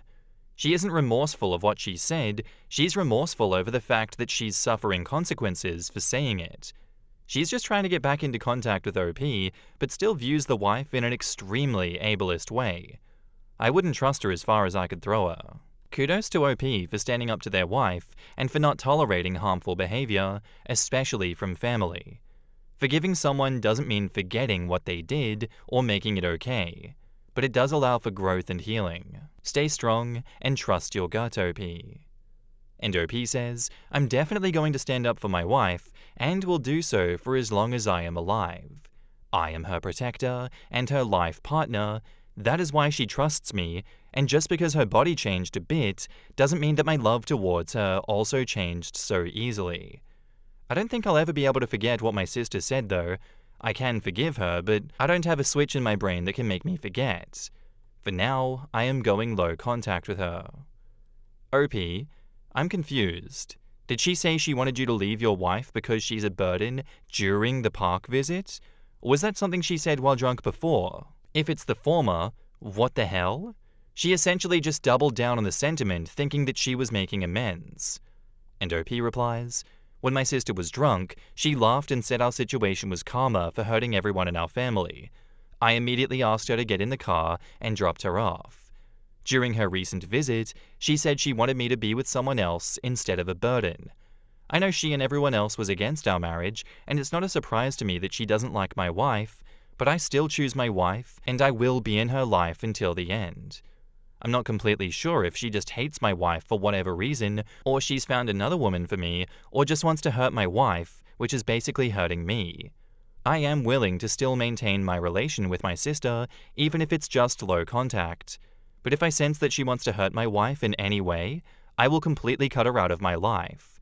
My wife and I are going through a very difficult situation already, and I don't want her to suffer any further. If my sister keeps her opinions to herself, then we can still maintain our sibling bond, but if not, then, oh well, I've already chosen my wife above everyone and all else. And Goddess from Cyprus replies, she doubled down on her opinion in the park while she was sober, so this proves that nothing will change.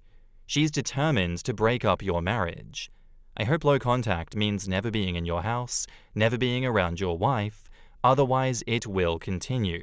She just said she wants to hurt your wife by saying again you should divorce her. Your sister isn't sorry and has not changed. Yeah, look, as people were saying, and I think as OP said as well, she's only sorry because there were consequences to her actions. Yet she doubled down on the fact that she wants OP to separate from this woman during her apology, quote unquote. I don't get why OP is so resilient in the face of such a piece of shit of his sister.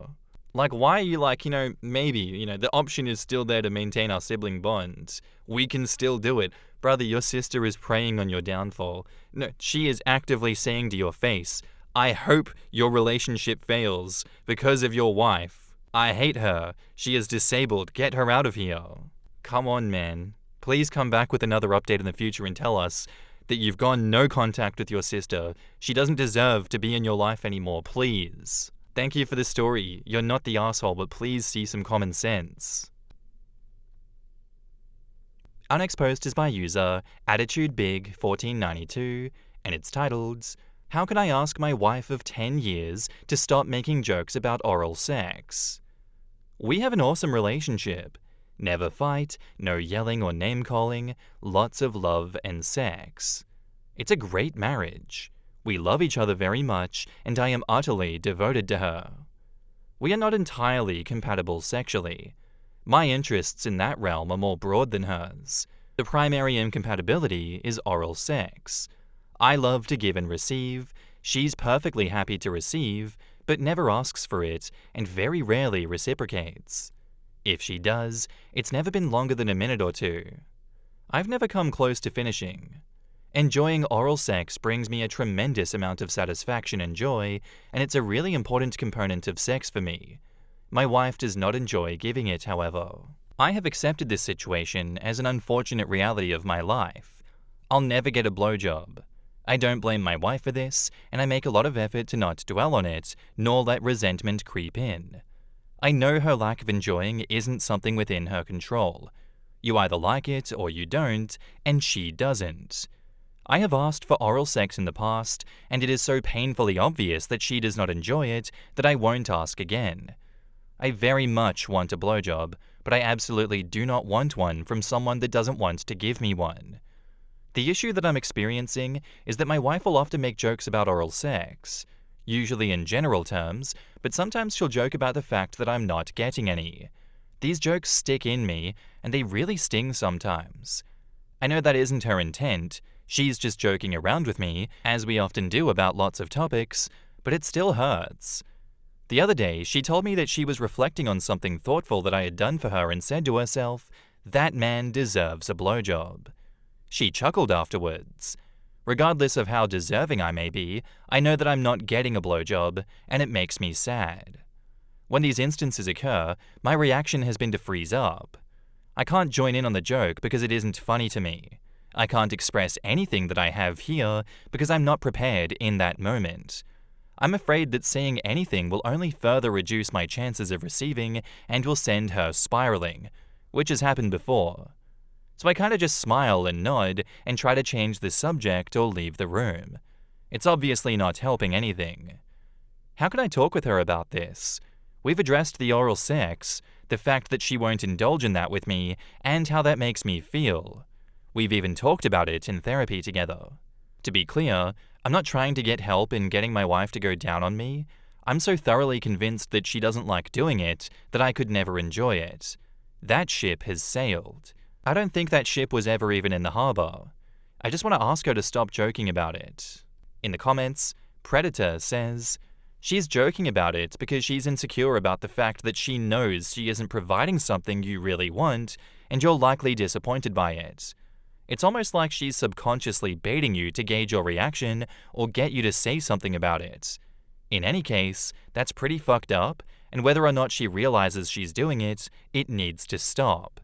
You need to communicate openly, honestly, kindly, and firmly about how this is making you feel and why it's not okay. Wife, I love you dearly, and am very happy in our marriage on the whole. I've made peace with the fact that you don't enjoy performing oral sex and would never ask you to do something that you aren't comfortable with or don't enjoy for my pleasure alone. But please understand and accept that it's also a sad and difficult thing for me to know that I'll never get to experience that again in my life when it's something that I really crave and enjoy. I choose you, and I choose our marriage, because you are infinitely more important to me than oral sex. But it hurts my feelings when you continue to make jokes about it. It feels like you're mocking me or baiting me. Please be more careful with my feelings. I don't appreciate that you continue to poke and prod at a sore spot. I made peace with it, but I don't need to be taunted or constantly reminded that it's never going to happen. It doesn't feel like a joke. It feels cruel, and I would like it to stop." And OP says, "Lovely words, and I'll definitely borrow from them. Thank you." And Susie replies, "And I would not bring them out when she's made another comment. That has a flavor of slapping back at her. I would bring it up in a less fraught context and be gentle and peaceful about it. Possibly my feelings have been hurt and I'd like to discuss it with you."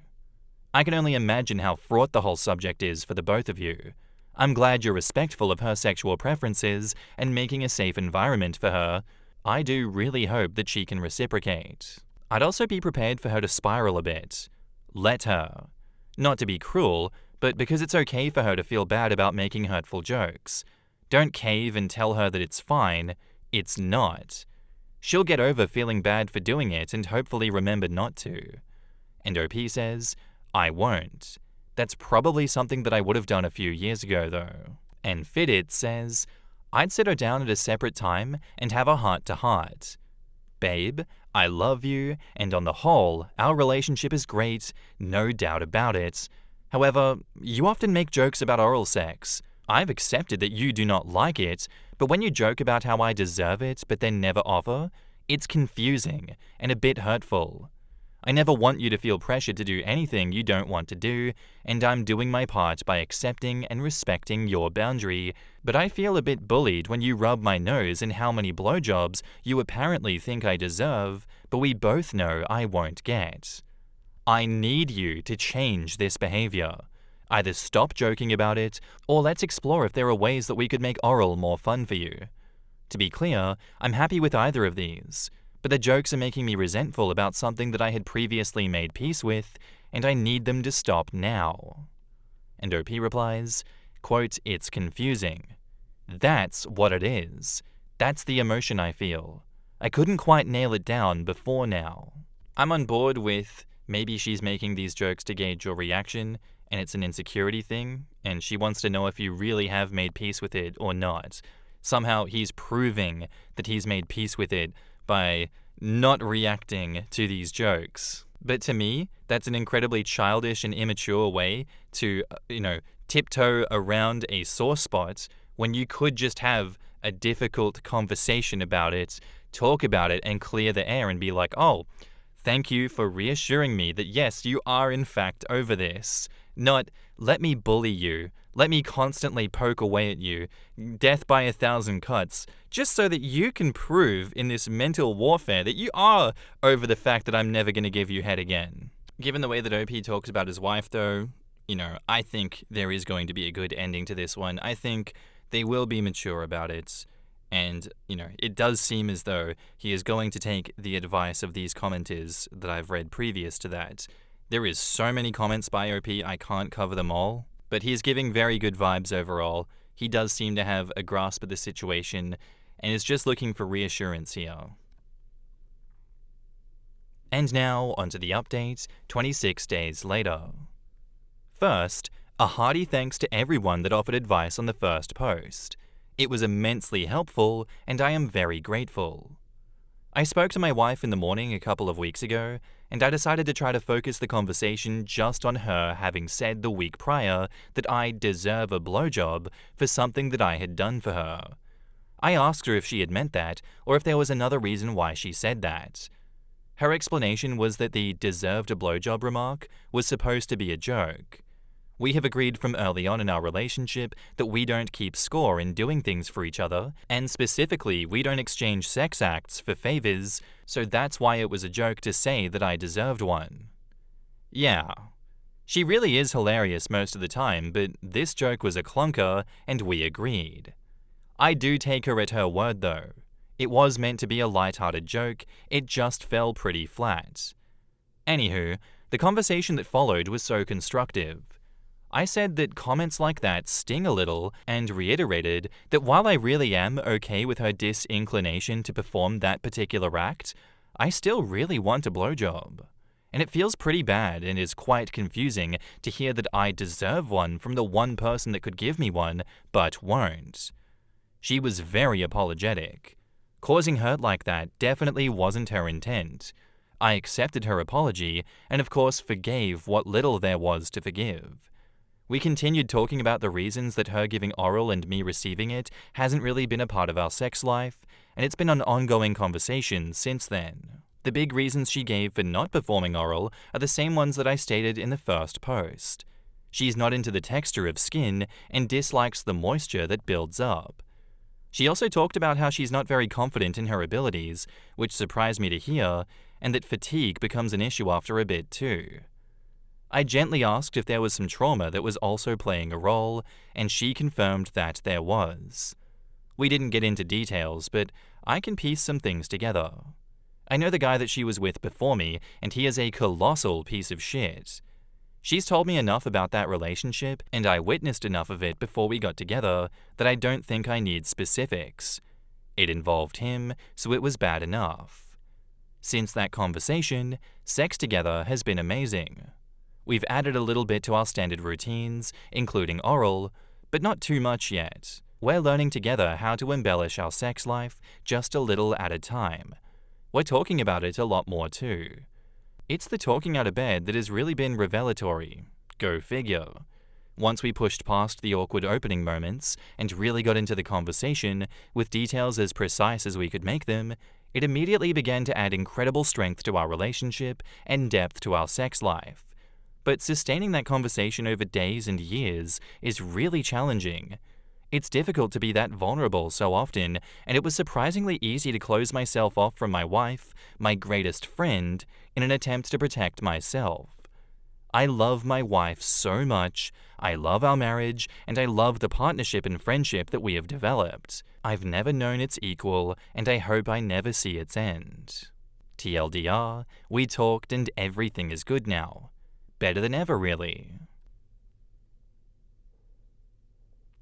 My daughter's school says I can't walk her to the building. For context, my wife works first shift and I work second. It's not ideal, but we make it work. Because of this, 3 or so days a week, I drop my daughter, 6 years old, off at school. She loves when I drop her off, but every time it's time to get out, she gets so sad and seems like she wants to cry. She has seen some other parents from time to time walking their kids up to the school and always talked about how she thought that it was cool. So I figured, hey, when I take her to school, I'll park and we'll walk up together. She absolutely loved it. She smiled and laughed and didn't even look sad, so I decided to do that from then on. It continued every time I dropped her for maybe 4 weeks now, and today, earlier this afternoon, my wife got a phone call from the school stating that I was violating school policy and I am no longer allowed to walk her up to the front anymore. I'm not the kind of dude to go off and cause a scene, and honestly, most of the time when things like this pop up, I just say fuck it and move on. But this one is kind of bugging me. I'm not hurting anyone. When we walk up, we're out of the way of traffic and buses. I can't for the life of me think of a legitimate reason why this isn't okay. I will admit, my understanding and familiarity with school policies is lacking, so I may just not be seeing the full picture. Tomorrow, I'm dropping my daughter off again and debating going inside and firmly figuring out what's the deal. Would I be wrong if I tried to fight this, or should I just let it go? Edit, I guess. I'm Reddit stupid and on my phone. Thank you for all of your replies. Figured I may as well add some stuff since I keep seeing it repeated. Yes, I have seen the other parents walk their kids up personally. I only mentioned my daughter seeing them because I thought that it was relevant. Reading the policy/visiting the website, at the beginning of the year they had us sign a paper that asked whether she was going to ride the bus or be picked up, what time school starts, what time they're considered tardy, and what time school lets out. That's it. As for their website, I spent my whole lunch break at work looking through that thing. I found their School Policies tab, and nothing about walking your kid up to the building. I even went onto the website for the whole school system for our county. Nothing. On whether I'm parking in the car rider area and blocking other people, I'm not. There is open parking all around the track field besides the school, on the main road. That's where I park. On if I'm going to go in there and blow up like some boomer Karen at Walgreens, I'm not. If anyone did that, it would be my wife. I don't even complain when a restaurant gets my order wrong. And me asking if I should fight this wasn't me implying that I plan to put on war paint and call the banners. I meant I was going to actually ask what the issue is and find out what's up with the situation firsthand, other than my usual, oh well. Did I call first? Yes. They said someone could discuss it with me tomorrow after I drop off if I'd like. I made this post to ask if I should even bother or just accept it and move on. On those saying it's a safety policy, that's a good point. And honestly, it didn't cross my mind. It didn't occur to me that her and I walking up from the side of the building to the front with my daughter to the sidewalk about 10 yards from the front doors with her Hello Kitty backpack would be unsafe. Does her mum walk her up? No. She doesn't do the sad thing with her when she gets out. They spend a lot more time together during the week, so I think they're both glad for the break from each other. And last thing, I really do not care about waiting in line. I'm not in a rush. The only reason this post happened is because my daughter loves it. She thinks it's cool, and I like making her happy. I work second shift, and we don't get to see each other a lot during the week. If any conversation happens at this school about all of this, it'll be civil and polite. As I said before, I'm not a screaming Karen. I don't want any animosity at the school. I've met her principals and teachers, and they're nice people. Regardless of how I feel about it though, I'm going to abide by their decision. It's their house, they make the rules, no hard feelings. Again though, thanks for your replies. I appreciate it, even the mean and negative ones. Try to be less pedantic. You'll be happier. Thanks guys, have a good one. In the comments, Lobster Primary says, go in, drop your daughter off, and then stay and ask why your wife got a call when you see other parents walking their kids in. Ask exactly what policy that you are violating. I would advise that you don't approach the conversation aggressively or with presumption. Likely, and hopefully, it was all a misunderstanding. Someone else says, it's common for schools to have specific drop-off procedures. Whether it be parents staying in their cars in the carpool lane, parents being allowed to come up to the fence, or parents dropping their kids off at a specific door. You wouldn't be wrong to inquire about what the drop-off rules are at your child's school, although I would be surprised if you didn't already have access to this information somewhere. But you would be wrong to make a stink about those policies. And Just Peachy says, it may be a safety policy the school has, where no adults past a certain area without a pass, especially at drop-off times when things are chaotic. That way, no unknown adults can get by. It's unfortunate, but it's the times that we live in. Yeah, I have no clue what this is all about either. I'm gonna guess it's something stupid that someone has complained about and is like, ugh. But who knows? That's just speculation, and yeah, it's unfortunate, but it's the times that we live in. That to me is quite telling, but hey. I think that OP should just go and do what they said in the edits. Go have polite conversations with them, try to get to the root cause as to why this decision has been made all of a sudden, and don't be a Karen about it. Have a backbone, but know where not to cross the line. And now, onto the update the next day. Hello everybody, short and sweet update for you guys. This morning, I talked with my daughter about the situation and explained that we probably won't be able to do it anymore. She understood. We're brainstorming ideas to make our mornings together more special. I had the meeting with the principal this morning as well. We waited for all of the other car riders and buses to disperse, and then parked in front of the school and came inside. It was fairly uneventful and very polite and pleasant. He explained that there was no official policy as of right now, but last week during pickup, a student took off running and almost got hit, so they're in the works of implementing it. I didn't know about the incident because I'm at work by that time, and my wife didn't know because she gets there pretty early to be towards the front of the line. It seems reasonable, and that's that. It was cool while it lasted though. Like I said earlier, we're thinking of something cool to replace it. I already leave her notes or funny drawings on her doodle pad for when she gets home, so we'll think of something. Thank you guys again for your replies. Y'all have a good one. In the comments, Cthulhu's Mercy says, that doesn't make a lot of sense though. A kid took off and almost got hit, so wouldn't it make sense that having parents walk their kids to the front door would be more responsible? See them go in instead of dropping them off around the corner. Or is there a specific drop-off area with teachers? Pretty with Dread says, probably more about the amount of people coming in and out and not knowing if a student is under a parent's watch or the school's. To be honest, at my kid's school, I see the most dangerous behaviors from students when there's an event where parents are supposed to be managing their own kids on campus, but since they're on campus, they assume that staff are managing even when there's info saying they aren't doing that. It gets hectic. I can understand why they would minimize that and the amount of people going in and out of the building. It is just safety. KP says, sadly, it's most likely this. The initial comment is operating on conventional logic, but what's really at play here is a little phrase called under the auspices. It's a fancy way of saying, legally, who has responsibility for this child's safety at a given time. I'm guessing the school wants to avoid any attempts at potential lawsuits from negligent parents who should be watching their kids, but instead let them run off and get hit, and then say, "Nuh-uh, it happened on school property, you pay up." And now, on to update 2, the next day, 2 days from the original post. Hey everybody, didn't expect to make it to another update, but I just got off the phone with an administrator at the school. I can walk my kid to the door. Apparently they had their school council meeting or something like that, and a lot of people brought up some of the points you guys did about how it makes no sense and relevancy and whatnot. Also, as some kind of speculated at, it was another parent who also works at the school who complained.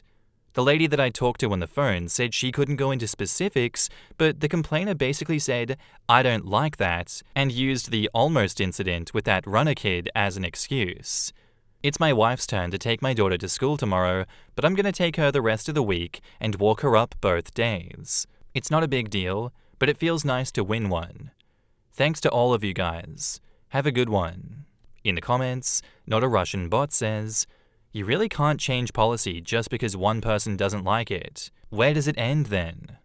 Well, you'd be amazed what entitled parents will demand of schools. Parents or workers at schools are the worst.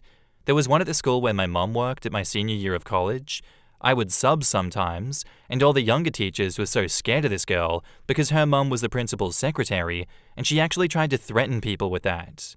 I was subbing in the room the kid was in one day, and when she told me that her mum was the principal's secretary, I told her that my mum had been working here longer than her mum had been alive, and she didn't know what to say to that. It's so exhausting that the school decided first that, one, I didn't like that, was enough to stop a father when there was no rule about it. Glad that it's a happy ending. Unless I'm reading this wrong, it was 100% because he's a guy that the other parent complained. Definitely what I thought, and I'm surprised it never came up. My husband was with our kids at the park when they were around 8 and 9, and he'd sit on the bench and watch them every now and then and go and push them on the swings or join them on the slides, when there were very few people there. There were at least 2 times that people came up not only to my husband, but to our kids, and asked them if they were okay, and if they knew the strange man on the bench. He was also asked once why he was in a park staring at random children. He said, because they're not random and are mine. Both times he felt extremely uncomfortable and even unsafe. What if the cops were called on the strange man with someone else's children and just took our kids and left? And it sucks big time because who suffers the most? The kids. They had to have their fun ended because some people can't accept that men can be good and not pervs. I've become fully disabled and mostly bedbound, so he's the only one who goes with our kids anywhere now. He is now used to the nasty Karens who assume the worst of him. Especially now that our daughter is 17 and husband is 40. Daughter has been approached to ask if she is okay and if she's being groomed. I get it, but people need to mind their own business, especially when they goddamn hear the kids scream, "Papa!" My uncle had CPS called on him because his neighbors saw him change my cousin's diapers through the window and were worried that he was abusing her because what father does that? No joke, people are assholes. I didn't even go to the end of the story before I made those assumptions on the original post, and it just smelt like bullshit. It genuinely just felt like, oh, there's a man walking a young girl. He must be a pedo. Like, I understand where the concern is coming from, and I understand that true crime documentaries have done a number on public perception of these things, and people will do this just to be safe. But if you've seen this guy drop his daughter off for 4 weeks in a row, what are you doing? Where has your brain gone that you think, yeah, this guy's abusing this young child? I'm sad that the school gave in to that bullshit because they wanted to not rock the boat. I think people just need to have a bit more common sense and critical thinking when it comes to, reporting men for looking after their children. Thanks for the story, OP. Sorry you had to deal with that, but the way you solved this was spectacular, and thank you for standing up for yourself and your family. Thank you for the story. Our next post is by user Routine Status 1492, and it's titled, "Am I the asshole because I don't want to spend time with my half-sister and niece?" Last year, my dad found out that he had another kid, Mia, 30 female, and a granddaughter, Zoe, 7, I guess? Before this, it was me, 17 male, my brother, 20 male, and our parents, 55 male, 52 female. Apparently, he just had a fling with Mia's mum when he was in college, who ghosted him and never told him about being pregnant. Since finding out, it's all my dad talks about. He and Mia texted and called for a couple of months, then she let him meet Zoe over Zoom, and then last summer, they came to visit us. We live in a big city, and they live a couple of states over. My brother was at college, but he even drove back for a weekend to meet them too. Everyone was so excited, except for me. Like, no one acknowledged how weird the whole thing is. Mia is nice, I guess, but she kept saying how she's so excited to have a family for her and Zoe. I guess her mum's not in the picture? My parents wanted to show them around our city, so anytime I didn't have school or practice, I was being dragged around doing things for tourists and kids. And that was the thing that got on my nerves the most about that trip. Mia's kid, Zoe. She was so excited to have a nan and pap and kept calling me Uncle OP. They even came to one of my soccer games that week, and she ran up after, in front of my friends, to hug me and tell me that she wanted to play soccer now too because her uncle is the best on the team. When they visited over winter break, it was a lot of the same stuff. My parents got them a ton of presents, and Zoe kept asking me questions and asking to play games with her. I also found out that my dad is sending money each month since Mia's job doesn't pay the best. I tried confiding in my brother about it, but he seems totally fine and says it's making our parents really happy to have more family. Anyway, my dad just told me that they're coming up again in a couple of weeks, and I snapped. I admit that I raised my voice a bit and asked why he cares so much about people he met less than a year ago. Everyone keeps saying Mia and Zoe are family, but they didn't grow up with us, and I literally can't see them as actual family. I also said she's probably just using him for the money, which I know was probably a dick move, but he said he's the one that insisted sending money, and he feels guilty for not being there in her life. But it still feels so weird. So I told them that I'm not going to do anything with them while they are here. Now he's saying that if I can't be a team player in the family, he'll have to reconsider taking me on our family vacation this year, which I guess they're also going on. My mum's on his side, saying Mia had a hard life, so it's natural that she's excited to have a family and that she loves having more girls in the house every once in a while. My friends are the only ones on my side. They said they'd find it weird if random people just showed up one day to be in their family. In the comments, "You're the asshole. I understand this can be a hard adjustment. You're not the baby anymore, and that can seem jarring. There's a kid in the picture when you're used to being the youngest. But here's the thing. You're still acting more like a baby than the actual 7-year-old. Like it or not, they are family. Maybe not your family if you don't consider them as much, but they're your dad's family, your mum's family, your brother's family. And by proxy, you are involved. They have done nothing wrong except act like a family. Your parents and brother have done nothing wrong by welcoming them as family. Saying that Mia is using her father for money is an asshole move, and you owe them an apology. You need to self-reflect and realize why this is pressing you so bad. Talk with your parents, the school counselor, ask for therapy, anything to figure this out. Again, having conflicting emotions over this is valid, but the way that you've been acting is not. Identify the problem, and note, the problem isn't Mia, it isn't Zoe, it is within you. Another commenter says, "You're the asshole." Quote, "and asked why he cares so much about people he met less than a year ago." It's his kid and grandkid, of course he cares. Quote, "I also said she's probably just using him for money. No need to lash out because you're having trouble with this. There's other ways to express yourself." End quote, "They said they'd find it weird if random people..." Well, they're not random. They are his kid and grandkid, but I guess this is how a 17-year-old sees it. I'm sure this is a big adjustment for you, but you're 17, and playing the petulant kid ain't gonna work. You can spend your time being salty and nasty about this and ostracize your dad in the process, or you can try and move on with the family, get to know these relatives, and maybe have fun. Another commenter says, "I'm not gonna call you an asshole. You're 17 and having trouble dealing with this new change. You can't take it out on others though, especially not letting Mia and the kid know about any of this. Simply ask your dad to take this slow and to not force you to be around them. That ain't magically gonna make you like them.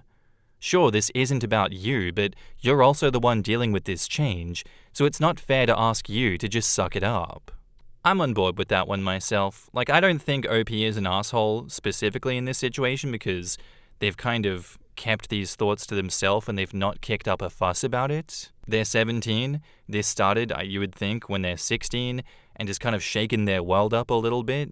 That's completely understandable that you're still developing and all this is going on and all of a sudden they're getting all the attention and that's not what you're used to.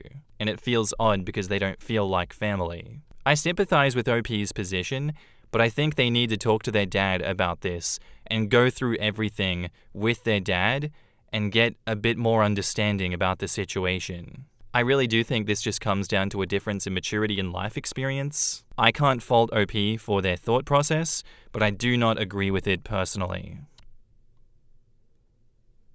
And now, onto the update 6 days later. Thanks to everyone who gave me actual advice, rather than just calling me a spoiled asshole about the situation with no further comment. I was actually able to think through my emotions and formulate a plan forward. I sat down with my parents on Sunday, and we had a productive conversation. I apologized for snapping last week and told them that I was just having a difficult time with the amount of changes over the year, and it had built up. Through reading your comments, I realized that these feelings were probably coming from the fact that I am, as many of you guessed, the youngest on both sides of the family. There had always been a lot of emphasis on that, and with it being my senior year, I kind of expected a bit more of the spotlight than I'm getting. I also think having my brother being away at school puts most of the expectations on me to be a good son, brother, uncle, and host. I was feeling a little resentment that he was able to escape back to his campus while I was stuck at home. I was pinning those feelings on Mia and Zoe, which I recognize isn't fair. My parents also apologized for not checking in with me more often about how I was feeling. I asked if I could opt out of some activities when Mia and Zoe visit so I could still enjoy my spring break with friends. In compromise, I would make more of an effort to engage with them in general, like maybe playing soccer with Zoe. Ultimately, I've realized that my sister and niece aren't going anywhere, and I have to sort out my feelings about that. I do think that me going to college out of state in a couple of months will help give me my own space, but for now, I'll try to make more of an effort to integrate them into my life. In the comments, nicely done. Seriously, good job. You're a good soul, kid. OP handled the situation much better than most of the adults. You seem like a really sweet kid that just needed some guidance in re-regulating. The amount of self-reflection you've done is admirable. Proud of you, stranger. You're doing amazing. I know it's hard, but you are doing great. Yes, your first response to them wasn't the greatest, but what matters most is that you were learning, even though it may seem easy for them. Sometimes it's also hard because you see the life that you missed out on. Just keep trying and you'll succeed. Beach Polini says, I mean, I get it. He's only 17 and everyone in his family made such a big deal about how he was the baby, and during his senior year, of course it would be really important to him. He feels overshadowed, maybe even like he's getting replaced. I'm glad they're working things out and that he apologized for the gold digger accusation. But it's not like his parents have been handling this well in regards to him at all either. I'm genuinely concerned that neither of his parents thought about this massive change possibly affecting him negatively in some way. I'm not even talking about it because he's not the baby anymore. This is just such a huge change. A strange adult suddenly appears into your life as a long-lost sibling, and now your dad's trying to make up on all of that lost time with her and his new grandchild. All well and good. But no one thought that maybe going to his activities when he's not ready for it might be a bit much? Like, he's not wrong. They are essentially strangers to him. Yeah, it's been a year, but if that year has felt, in his head, like a speed run to a happy family, he's feeling a lot of pressure, and his parents should have been paying way better attention. Dad gets a slight pass because he's going through a major thing himself, but where the hell was Mum in all of this? Didn't think maybe family therapy would be a good thing for this major event happening? That's why I said I don't really think that they're an asshole for feeling the way that they're feeling, because, this is a lot to happen all at once. A speed run to a happy family with essentially, yes, strangers would be very hard, given that they were 16 at the time, 17 now. They don't have a lot of world experience, and this isn't a normal thing to happen. This is very abnormal, and of course, a 16 turning 17-year-old is going to react this way. I think being called an asshole for a very normal response, in all honesty, to this is really sad. I just hope that he didn't take it personally and was like, you're a flawed person for even thinking about this. I hope that OP just took it as, this line of thought is going to cause a lot of damage and you need to rethink the way that you're approaching it and have more conversations with your mum and dad. And on that note, I agree as well that mum and dad did fail him in dealing with this situation. Family therapy, or at least just more longer, deeper conversations with OP and giving him the space that he needs to be accustomed to these people and get used to their presence would have gone so far. I genuinely do believe that they failed him in many regards here, and it's okay to err as human, I get that. But an acknowledgement and an apology would very much go a long way, and I'm not seeing that here, and that's kind of sad to me. Regardless, thank you for the story, OP. I hope all goes well in the future, and I hope that a lot of good comes out of this very turbulent situation for you. My boyfriend, 37 male, blames me, 26 female, for being harassed at work. Do I leave him? Okay, so my boyfriend of 9 months and I have just had a big fight, and now I'm home alone and seeking advice from strangers, I guess. I'm going through a bit of an ordeal at work where a male colleague became slightly obsessive with me, and it started with me just thinking that he was being nice, but it seems to have accelerated very quickly. We had hardly any contact until he was moved into my team, and we quickly became friends as he liked a lot of the same things as me. Favorite TV shows, musicians, etc. After a few months, I did notice him make some odd comments about my boyfriend, who he's never met but seen on my Insta.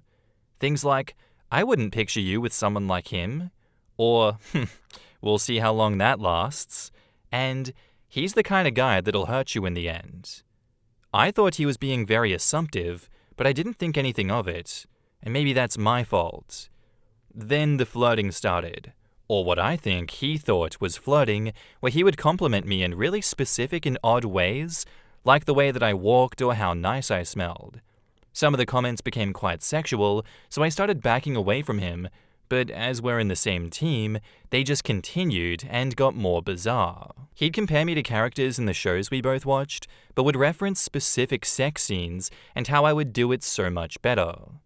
Very gross, very inappropriate, I know, but I've never been one to cause a scene or get anyone into trouble, so instead, thought that I'd just tell him straight that he was making me uncomfortable and he needed to stop. This was yesterday, and he did not take it well, shouting at me, in the office, that I had no idea what the fuck I was talking about, and soon I would get it. I'm not sure what he meant by that. He was told to go for a walk and cool off by our team leader. When he returned about 20 minutes later, he immediately apologized and said he had some things going on outside of work and assured me that it would never happen again. He even thanked me for raising how I felt and said that he would never do anything to make me uncomfortable again. This morning, I woke up to the longest string of messages that I've ever received. It was sent at 1 a.m. and started by him saying that he was in love with me and that we were meant to be together. The messages then range from creepy compliments to saying he was going to find out where I live. One part literally reads, I was put on this earth for you and you only. There is no other option. I won't bore everyone with putting in the whole text, as this post is already too long, but there are some things that I found very threatening. I called my manager this morning and said that I wouldn't be coming into work and that I needed to formally complain about him. She was understanding, and we had a long Teams call and started the process with HR, etc. So, now my boyfriend's response. This morning, when I showed him the message, he was supportive and insisted that I don't go to work and stay at his. He wanted to call off work too and call the police, but I said that I just wanted to focus on informing work today, etc., and think about how to proceed. However, when he came back from work today, his attitude seemed to have completely changed. He said he thought that it was fucked up that I didn't go to the police and that he thinks that I have feelings for this colleague. When I assured him that that's not the case, he told me that guys don't write messages like that if there's nothing behind it, and that I must have been at least leading this guy on for him to end up acting so irrationally. The more I tried to defend myself, the more irate he got, and he started saying that he hated how I acted so innocent all the time when he knows deep down that I'm a whore, and that he should have known that I was a low-value woman. He's never ever called me things like that before, and it was so upsetting. Beyond that, he ended up asking me to leave, so now I've had to come back to my flat when I'm feeling pretty vulnerable and a little scared. For context, I got with my boyfriend quite quickly after I moved to the country that I'm now living in, so my only friends are his friends. All my family and friends are back in my home country, so there's nowhere else to go. I really think that what has happened is not my fault, and I'm incredibly disappointed with his reaction, especially when for the past few weeks I've told him how uncomfortable this guy has been making me, etc. So he's been kept informed. However, I think it's important to note for context that he was previously cheated on by his ex-fiancée, so I know that any hint of cheating is a big trigger for him, which may explain his reaction. So do I break up with him? In the comments, Cranberry Good says, "You leave. When someone shows you who they really are, always believe them. I saw the age gap, I read the title, I needed no more. Yes, dump him. Please go to the police about your coworker. I think you're underreacting to the danger that he poses to your safety. His obsessive behavior is really scary, and it sounds like it will only escalate. As for your boyfriend, the low-value woman comment seems like he has been red-pilled. At the heart of his outbreak is probably fear and concern, but it's really troubling that he's taking it out on you. This might be a good time to leave and visit home, but not without first filing a police report. You are definitely in danger, and stalkers don't take no lightly." OP replies, "Thanks for your advice. I think you're right with the whole red-pilled thing, and think that I know exactly who he must have spoken to yesterday to come back with that stuff. Just very confusing when he's never indicated thinking that way himself before. I'm going to see if he reaches out to talk, but nothing so far. As for the coworker, I've stayed home again today, but have an in-person meeting later with my manager and HR as they've opened an investigation. I've blocked my colleague on everything, which I think some comments said was a bad idea, but I didn't realize. So I haven't heard anything from him, but that almost is making me more nervous and paranoid. A work friend is going to come over later to talk about involving the police, etc. Thanks again for taking the time to comment. It's really appreciated." Yeah, I'm with everyone else here. Get as much police help as you can, document as much as you can for that creepy obsessed stalker, and age gap.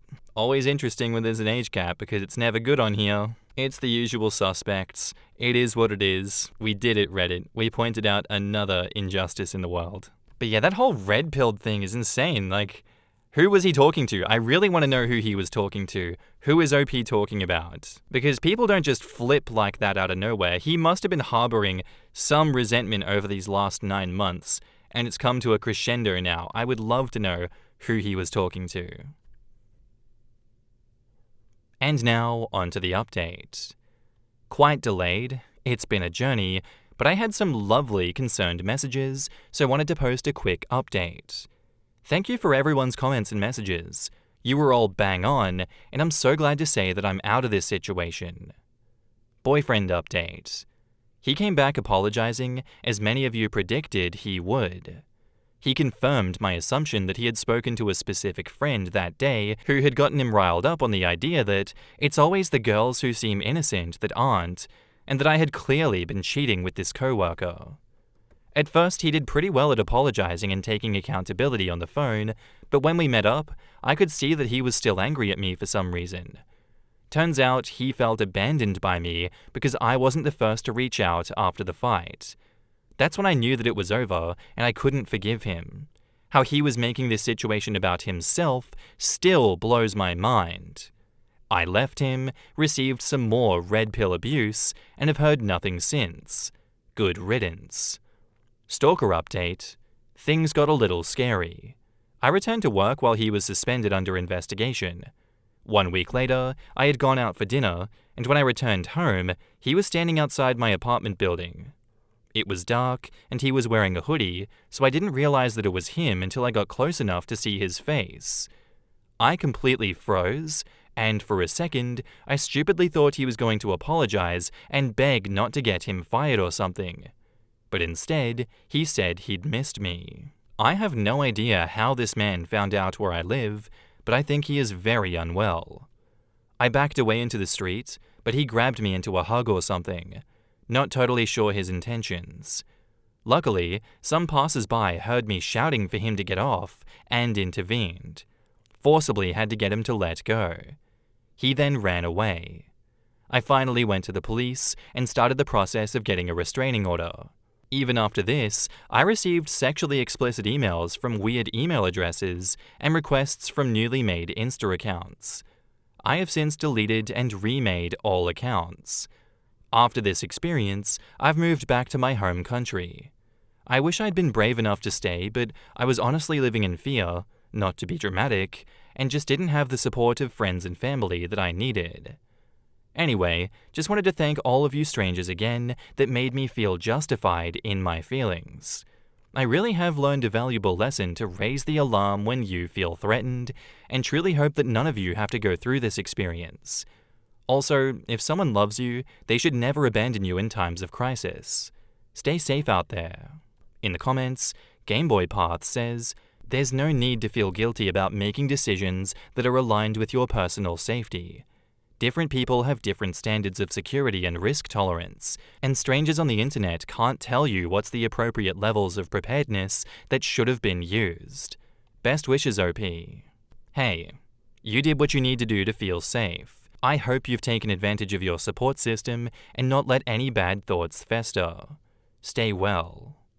And Unnecessary C says, "I'm so sorry that you encountered such toxic people, felt threatened, abandoned, and terrified. It's awful what they put you through. You are incredibly brave for setting boundaries and sticking to them in such situations. The timeline doesn't matter. What matters is that you stood up for yourself and took action. That can be particularly difficult at work and in a romantic relationship where they seem to have been a huge part of every aspect of your life in a new country. Please know that you are a strong woman for identifying what you need and what is important to you, and then following through with the big life changes to make it happen. I hope you feel loved, safe, and supported." And OP replies, "Thank you so much. I really appreciate this. It's been hard to recognize myself as strong when I feel like I ran away. But I really believe that it was the best choice for me. And to be honest, I'm just so happy to be home. I hope all the best for you too." And you know what, OP? Sometimes the strongest thing you can do for yourself is to run away and go back to close proximity of your support network. Who knows if that guy would have escalated into breaking into your apartment and doing God knows what to you while he knows where you live. At least now you have, seemingly, a gigantic amount of distance between yourself and him. Your boyfriend is a complete asshole for what he did to you, absolutely, but really the more important thing is getting away from this stalker. I think you have potentially saved your own life by just packing up and leaving, and maybe you can come back in the future if you want to resume what you had started. But there's no telling what would have happened if you stayed. And all we know is that you were safe and you are better off right now than you could have been. And that's all that matters. I think you made the right choice. Thank you for the story, and thank you for taking the advice that you were given. Our next post is by user We Are Just Roomies, and it's titled, "I started washing and putting away my roommate's favorite mug whenever she uses it. When she caught me, I lied about why. I, 30 male, share an apartment with my friend, 30 female. I'll call her Gwen. Gwen has a lot of mugs, more than will fit in the cup cupboard all at once, so she rotates them seasonally. She loves swapping them out. I asked why, and she says it's like getting new mugs every couple of months. But there are 2 mugs in her collection that never leave the kitchen. They are rarely in the cupboard because the second they are washed, she uses them again. We have a dishwasher, but it's broken. Part of our chore division is that we each take care of our own dishes. The thing is, I know she doesn't like doing her own dishes. It's a sensory thing. But she insisted that we do our own dishes, and I thought that was pretty fair. I also know that Gwen's most favorite is her Spider-Man mug. She's never told me that. I can just tell because the Spider-Man mug gets picked before any of the others when it's clean. I know this because I see it in the sink every day for her to wash before bed with her other dishes. There were times that her dishes sat for a couple of days before she could force herself to work through the sensory issues and get them done. It never got to the point of smelling bad, and she apologized every time for any dishes that she left overnight. I truly did not mind when that happened. I understand the sensory issues, and I'm proud of her for keeping on top of it as much as she was. Now comes the part I need to get off my chest. The background info was important, I promise. Every time Gwen realizes she can use her Spider-Man mug, she dances an adorable happy dance while making her tea in the morning.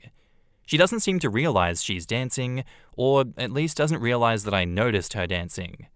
Either way, it's my favorite part of the day when I'm getting ready for work, and she dances a happy dance while getting her breakfast because she gets to use her Spider-Man mug every single morning. It seriously cheers her up, and she's been a lot more positive throughout the day since I started doing this. Gwen found me washing her dishes last week. I had been doing them for a while, but this was the first time that she walked in and caught me bubble-handed washing her Spider-Man mug. Not gonna lie, I panicked. She thanked me for helping her, and then asked why I started to do her dishes too. She even asked if I was annoyed by her dishes when she left them. This was absolutely not the case, but I couldn't tell her that I watch her happy dances. That's creepy, right? But it's so cute and makes me so happy to see her so happy. If she knew that I watched her dance, she would feel self-conscious and stop doing them. She's pretty shy about stuff like that. She won't sing in front of anyone, but singing is one of her favorite things to do, and I've caught her singing along to her music before she realizes I'm home more than she realizes. I also pretend not to notice when that happens. She has a really pretty voice. So yeah, I couldn't tell her why I'm really doing her dishes, or I would lose my favorite part of my day. I told her that I like to get mine done every night. It's something my mum always told me to do. I was already there, so it wasn't a big deal to do hers too. It saves water, and she does a few of the household chores that I hate because she likes them. So I don't mind doing this one tiny extra chore that she doesn't like. I feel like I was pretty obviously not telling the truth, but I think she believed me. She didn't tell me to stop, and she hasn't brought it up since she caught me. So I still get to see her happy dances when she goes in the kitchen and sees her spider mug ready for her to start the day. Edit 1. Alright, I'm headed to bed. Thank you for all of your comments. To clarify, we are just friends. We are roommates now, but we were friends first. Anyway, it's been fun, but it's 5 a.m. and I have an appointment at 10 a.m. This should be fun. Good night. Edit 2. It is now 9 a.m. I just woke up to so many notifications. Jesus H. Christ. What happened while I was napping? Thank you everyone for your responses. I did not expect my habit, that I thought would be seen as weird or creepy, to get so much attention. I'm so glad so many of you got a smile from my post. As you can tell, I like to give people a reason to smile. I hope you all have an awesome day. Edit 3. Guys, she found the post. Scatter. No, for real. She commented on this post. She made an account specifically to comment. How? How did this happen, and how did it happen so goddamn fast? I didn't think she was on Reddit. She always is on YouTube watching video games or listening to stories. She used a picture of the mug as the profile pic. I'm panicking. I'll update when I'm brave enough to go out to the kitchen. I can hear her cooking. In the comments, a Golbul says, "You're both good roommates. I'm so proud of you both. It's not easy getting along with someone in your space." And OP replies, "I've never been as happy at home as I am with Gwen. She is so easy to live with, and any problems we have been able to talk over and resolve. It's almost too good to be true, but we do bicker a lot.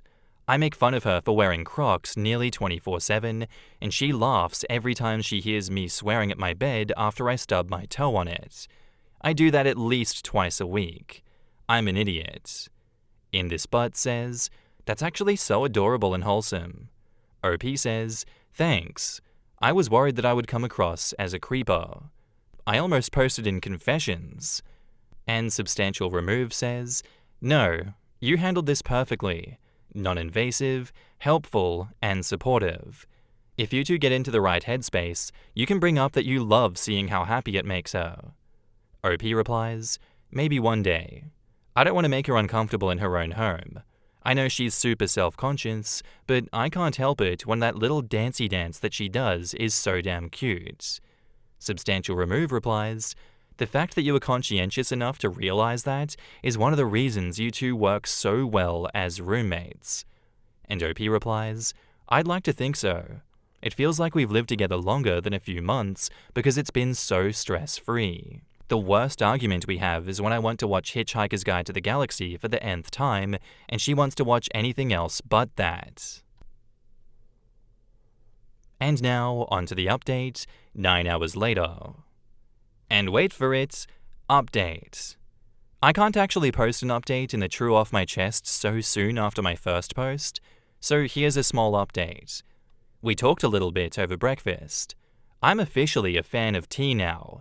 She thinks I'm an idiot, and I agree, but she's not mad about the post or about me creeping on her mug-inspired happy dances. All said and done, I think making that post was the best 5 a.m. decision that I've ever made. Gwen says hi, everyone. In the comments, KiriKitty94 says, Bro, I did similar shit for my now boyfriend. I didn't know that it was a crush until I was in too deep. We've been together for almost 3 years. Even if you aren't interested romantically, you two are adorable and have a beautiful friendship. OP says, I was watching her work in the living room today, and it kinda just made me realize why I feel different, but also completely the same. I still have the same feelings of friendship, but it's like going from a familiar room to another room that's bigger.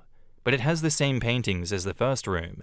There's just more wall space for more paintings now. I hope that makes sense. I said it to Gwen and she asked if I was high. And now on to a small update, 1 day later.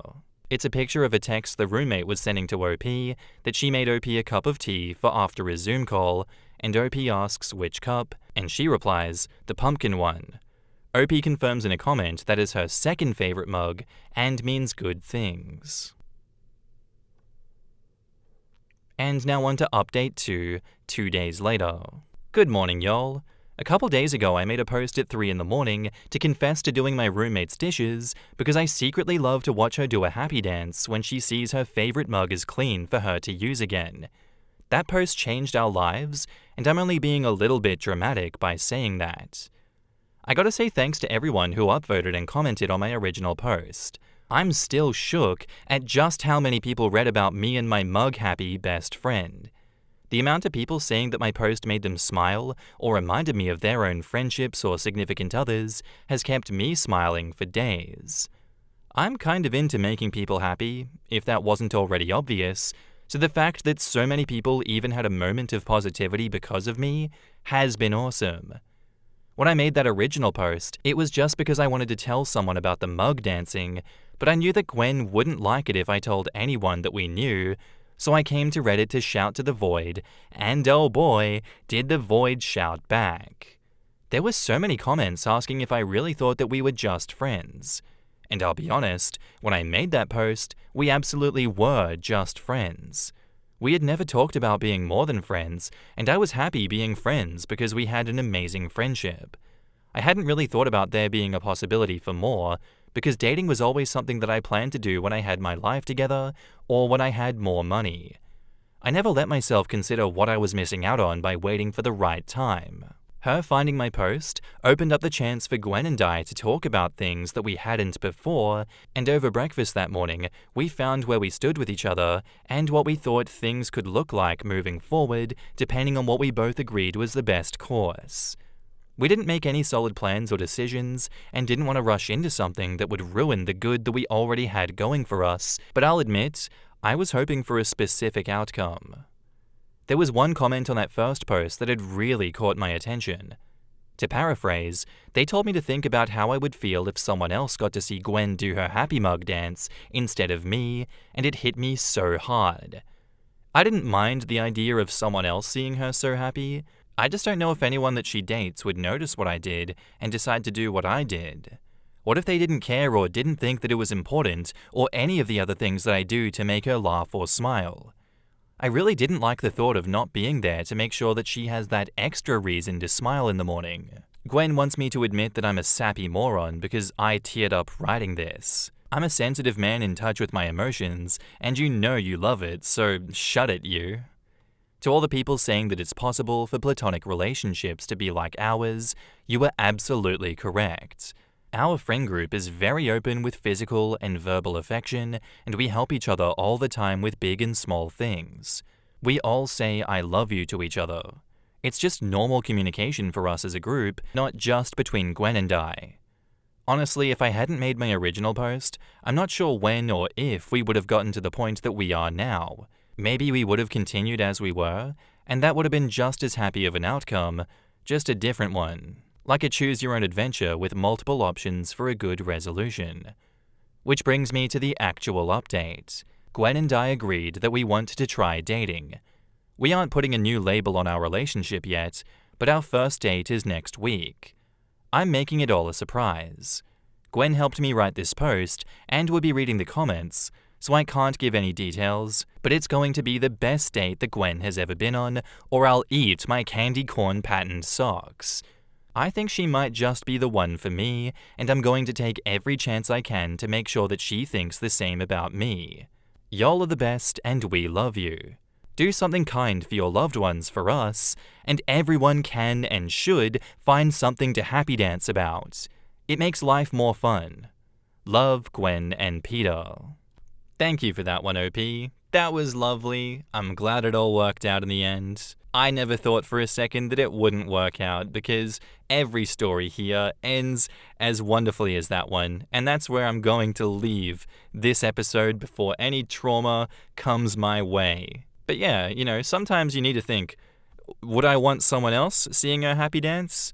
And that's how you know, damn, I got some solid feelings for this one. Glad that you both saw some reason. Glad that you're both together after this one. That is beautiful, OP. Thank you for the story. And good luck going forward. I wish you two nothing but the best. My girlfriend got angry when I didn't feel enough sympathy when I found out that the guy she had an emotional affair with died.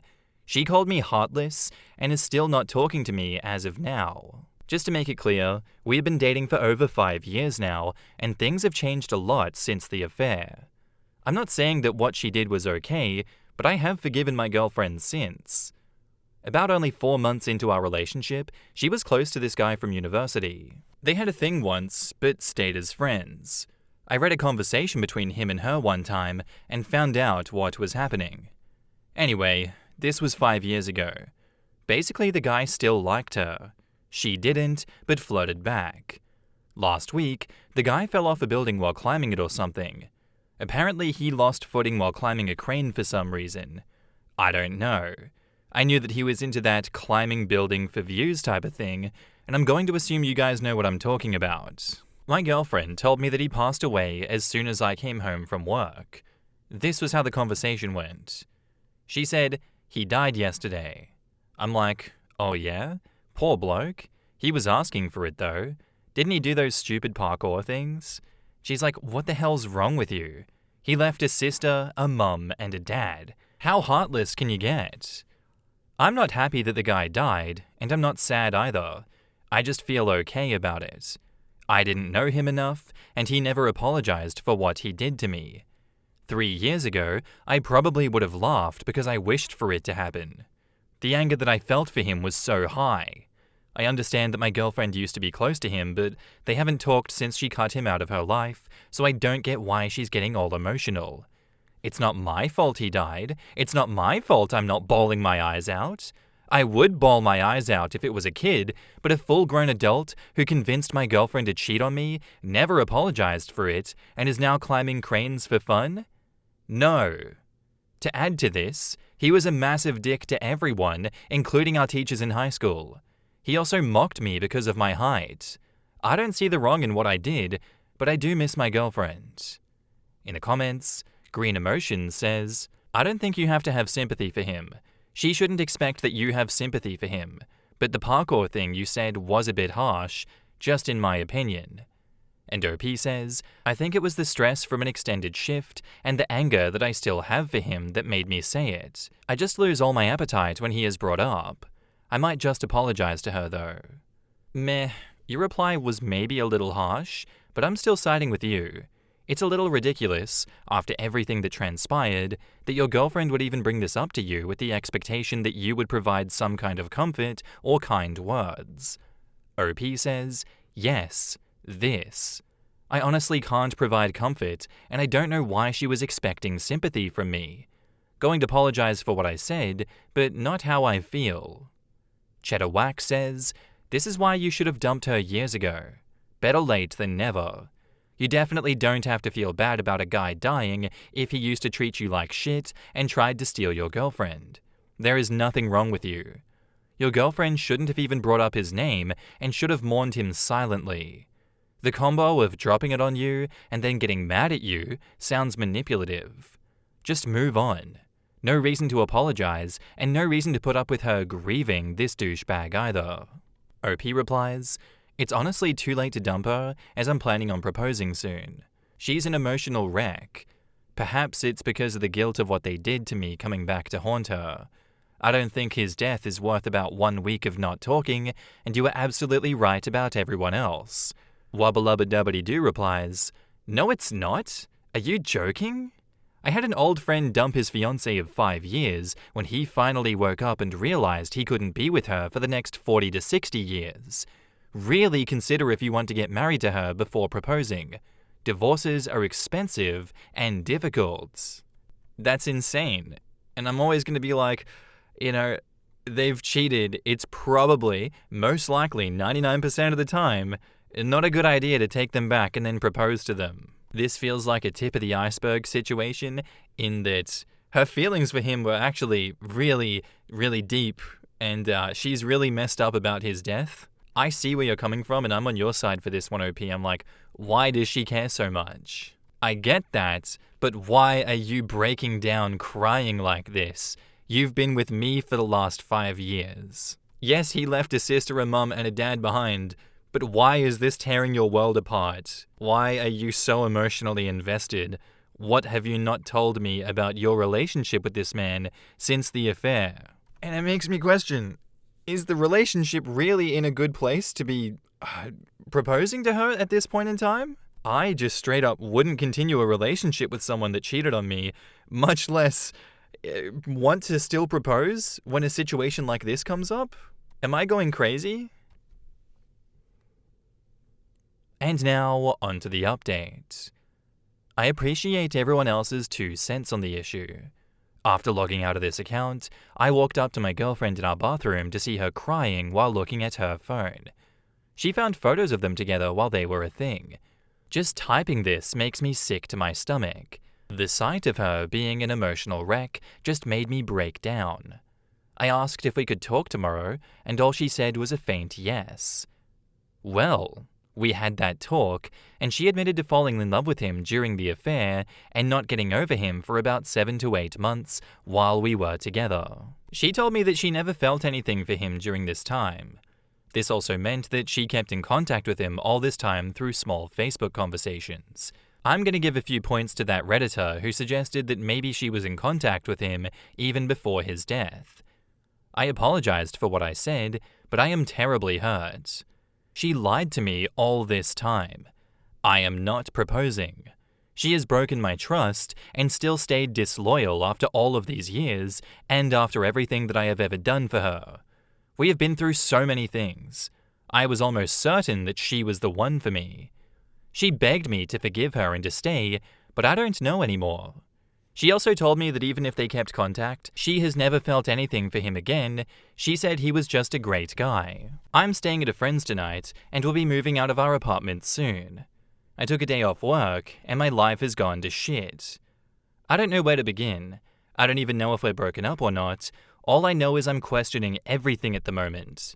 I don't want to move, I don't want to eat, I just can't. I'm missing her so much, and I'm tempted to come back home, but I'm also angry, and I'm afraid that I'm going to end up hurting her as soon as I see her. She's been trying to reach me and asking when I'm coming home, as if I only left for work. Don't worry, friends, I will be okay. I just wish that I broke up with her as soon as I found out about the affair so I wouldn't have to go through this all over again. It all feels like a dream to me. I know my reaction to his death was harsh, but I do not deserve any of this. And now, onto the second update. All I know is that she chose to betray me even when I made it clear that I wanted him out of our lives. I am now at a friend's house, and she's been calling and messaging me, even having the audacity to call my parents and demanding them to tell me to call her back. The pain is too much right now.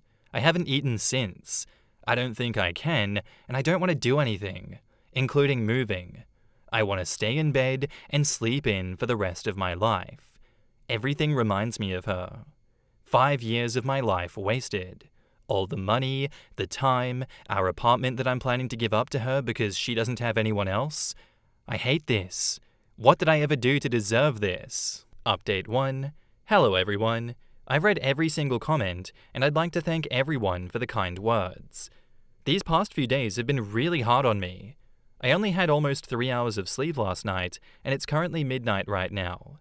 I'm not going to consider getting back with her. I'm trying to be okay. And now, onto the final update.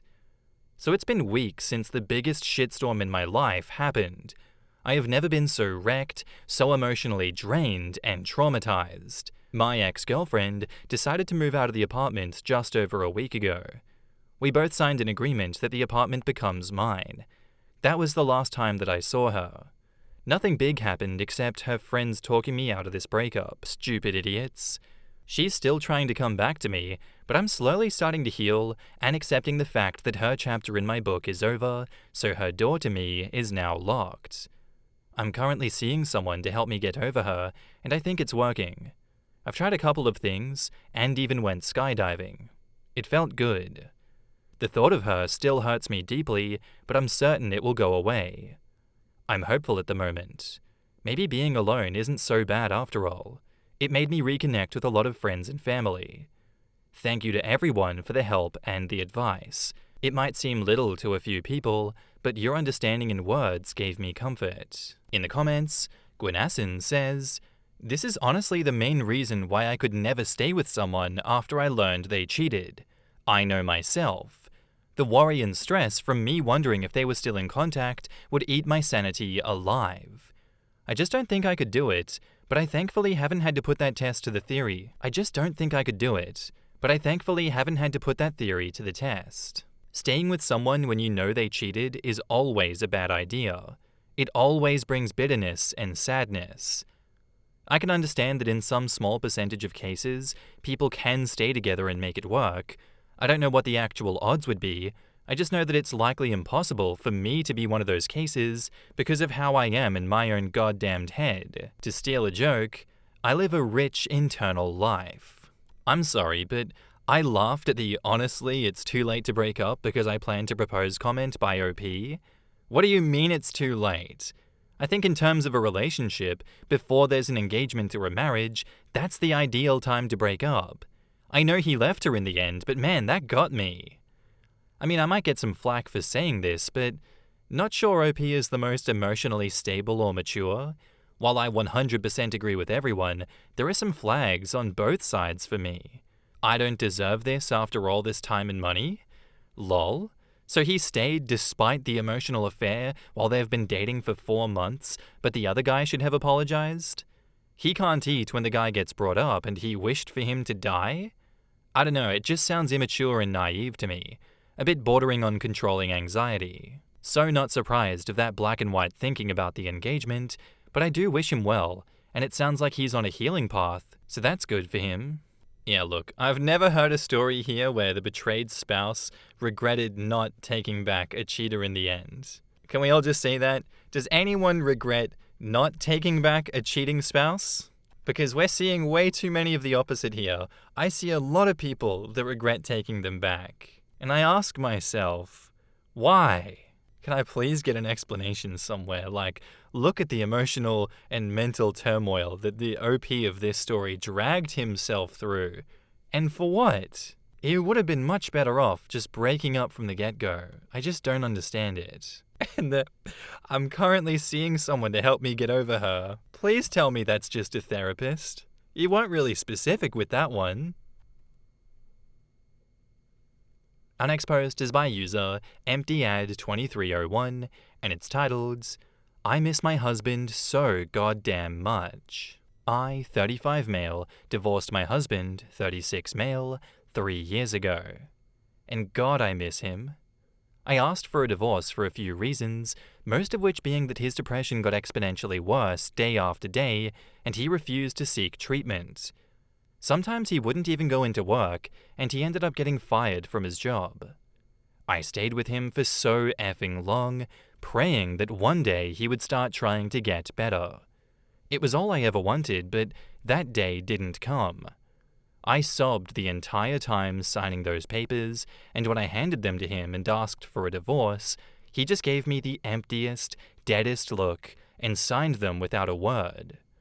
My heart felt like it had been shattered with a hammer, anger and sadness and fear tied together in the world's tightest, ugliest knots and inset deep into my chest. I put on a brave face for my friends.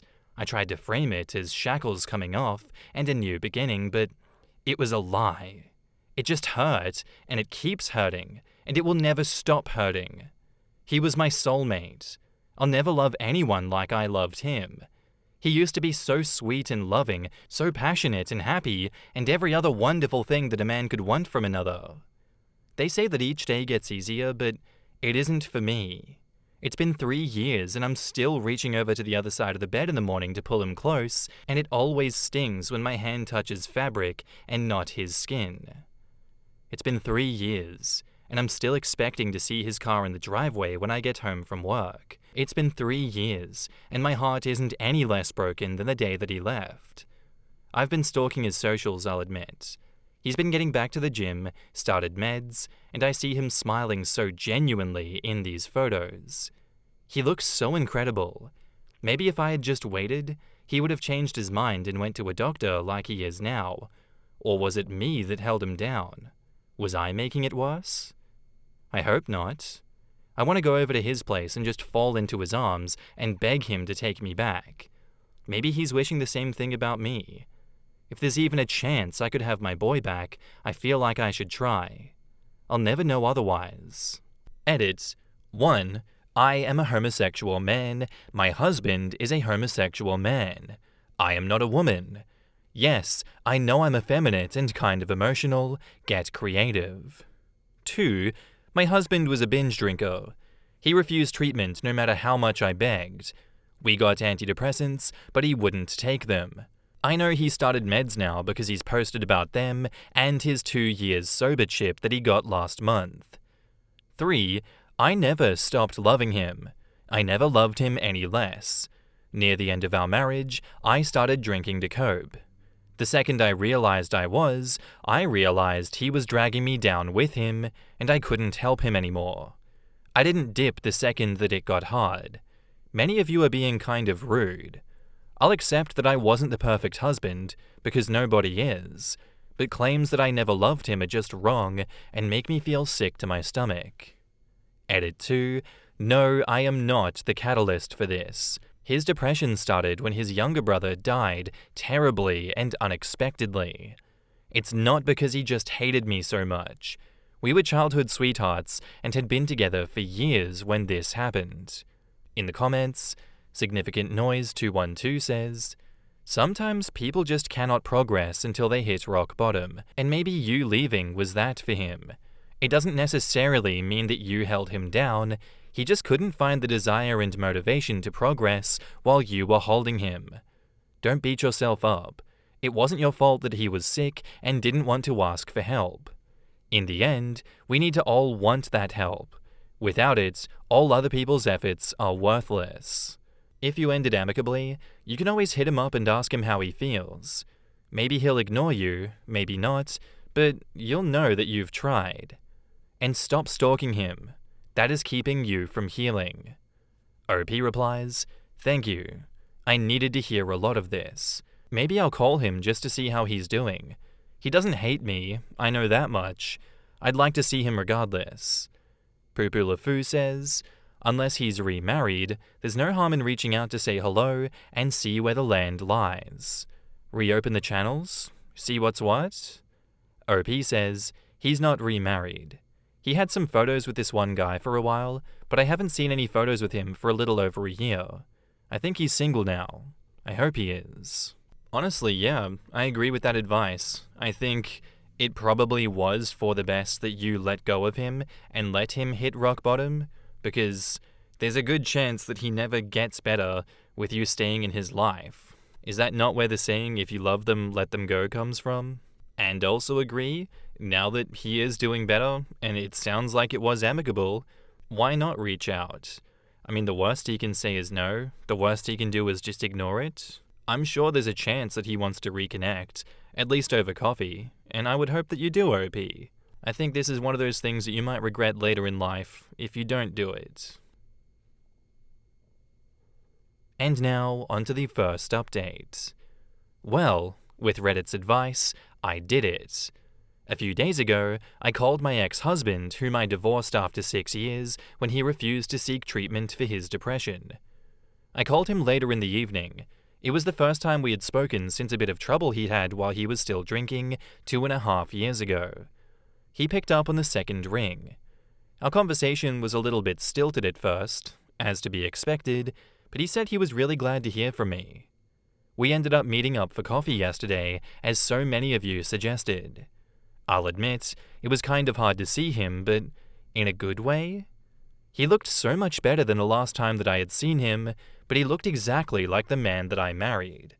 He had put off a ton of weight. He gained like 75-ish pounds during his struggle with depression, and before some dick says so, I didn't leave him because of his weight gain. He looked way healthier and very put together. I'll just say it. He looked incredibly hot. But what made it hard was that I couldn't kiss him hello like I used to, but God, the way his eyes lit up when he saw me, I barely needed to. We got our coffees and sat down, and he updated me a little on his life in the last 3 years. What really turned his life around was in part the divorce, but more so a DUI. No one was hurt. He was caught a few blocks from his apartment. He's since gone to rehab and AA. He's gotten his license back and had to use a breathalyzer whenever he started his car for a while. He hasn't had a drop of alcohol since, and I told him that I was so fucking proud of him. He's also started antidepressants and made a point of telling me that they're not SSRIs, but when I asked what that meant, he got embarrassed and told me, never mind. Bottom line is that they've been helping him. He's back to being a gym rat, and he's almost completely turned his life around. This was around the point that I started tearing up. It just felt so good to know that he was okay. Better than okay. He was good. I also apologized for not sticking by him. He cut me off and said I had nothing to apologize for. He was a wreck, and I was being dragged down with him. That also felt good to hear. I apologized for not contacting him much during the last 3 years. That apology he accepted. He was dating someone for a few months too. He broke up with him once he tried to get him to drink on New Year's. He seemed dismissive of that guy. I guess it wasn't too serious. We got up and went on a walk after a few hours, and I think we both realized it felt like a first date. I had to stop myself from trying to hold his hand at a few points, I'll admit. We ended up sitting on a bench in a nearby park, and I confessed. I told him that I've missed him more than anything, how I never stopped loving him, and how if he wanted to, I'd love to try again from the beginning this time. We would go to couples therapy, keep our heads above water, and take it slow. He was quiet for a minute before he told me something. He said he was doing better now, but there may be a time where he sunk low again. Depression isn't easily cured, and he was far from cured. He still had bad days, but he said that there would be one difference. He promised he would never stop trying to improve. He was never going to give up like he did before, and refused to neglect me like he used to. If I was willing to accept that truth, he was willing to try again. I agreed, and he pulled me into an embrace and snuck a kiss to my temple. You know when it's the first day of spring after a cold, harsh winter, and the soft breeze and basking sun hits your skin at the same time? It felt something like that, to the 1000th degree. After a while, he walked me back to my car and squeezed my hand goodbye, and the second I got inside, I started sobbing like a baby. Happy tears, though. I'm currently sitting in bed, kicking my feet like a teenage girl, texting him back and forth to schedule an actual date. He said he'd plan everything, and try his best to make up for the birthdays and anniversaries that he missed. He said that it would knock my socks off. What a dork. I love being in love. I'm not gonna lie, this is gonna be a bit hard to explain to my friends and family. Not looking forward to those conversations, but right now, I don't care. My man loves me. Thank you to everyone who had kind words to say, and all the people that messaged me with sympathy and advice. I hope we all find happiness and love if we want. I never would have made the leap if y'all hadn't encouraged me. Best of luck to all of you, and sorry for the overly flowery language. Edit. We scheduled a date for tomorrow evening. I'll let people know how it went 2 days from now in my final, unless something big happens, update. Edit 2. At his place presently. Shame me not, Reddit. In the comments, WolfChick75 says, I knew a woman who had divorced her husband for the same reasons. They'd had 3 kids, one of whom was mentally ill, married for 25 years. She was tired of covering up for him, dealing with his shit. He was losing clients, etc., so she kicked him to the curb. 3 years later, he had gotten sober and gone to counseling. They remarried. She loved the person, not the drunk. Gruthamek says, Girl, he's telling you his dick still works. Get a clue. OP replies, I never claimed to be a smart man. Back when he was still courting me, he said that he thought that I was handsome to my face, and I was just like, aw, thanks, man. We didn't get together for another year. I don't even know how I got to this point. Little Cats 3 says, I'm assuming the SSRI comment is about impotence. Many men find it difficult getting aroused while on SSRIs, and many women find it difficult to orgasm. Al-Anon is for people who want and need support with a loved one who is an alcoholic. Alcoholics Anonymous AA is for alcoholics seeking help with sobriety. I would actually recommend you go to Al-Anon and seek support going forward. You having strong boundaries and both being on the same page with his sobriety is important. Him being sober for 2.5 years is important for you both to be able to move forward and try again. He's right that depression is absolutely something that could happen again, but if you both have plans in place to help each other, and he has a support network with a therapist, my hope would be that it's an easier, less destructive time. As far as family and friends go, time is truly the only way forward. They are either going to love and support you and your decisions, or get reevaluated being in your lives. Knowing that he's been sober for as long as he has is, to me, the most important and significant factor moving forward.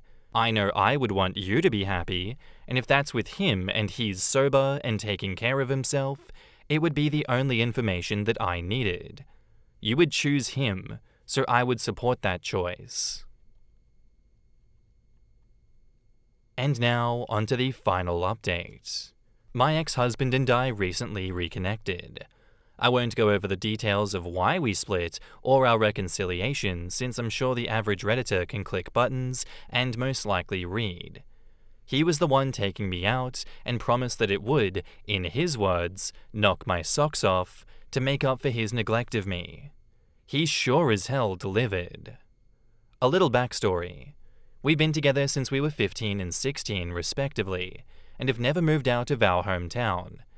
This year would have been our 20th anniversary of getting together, not marriage. We were dating secretly for about 5 years before our parents caught us one day during summer break. The fallout from finding out that their son was gay actually made his parents split. His dad wanted to send him away to conversion therapy. He's seen his father maybe once per year on average, and every time he is incredibly cold towards me. Would never refer to me as his son-in-law, only my husband's pal. I wonder why. Anyway, not what you're here to read, I'll get on with the law. He picked me up from the house and wouldn't tell me where we were going, but told me to dress warmly. He ended up taking me to the place where we met, a run-down ice skating rink in our town. He used to do hockey, and I spent some time trying to learn figure skating until people started beating me up for it. Both sports would practice at the same time, and I remember barely being able to keep my eyes off him. We went skating, I tried to pull off a few of the moves that I remembered. He only had to catch me from falling on my ass once or twice, and I won't complain about an attractive man that I love hooking his arm around my waist. And we spent an hour or so there until our feet hurt.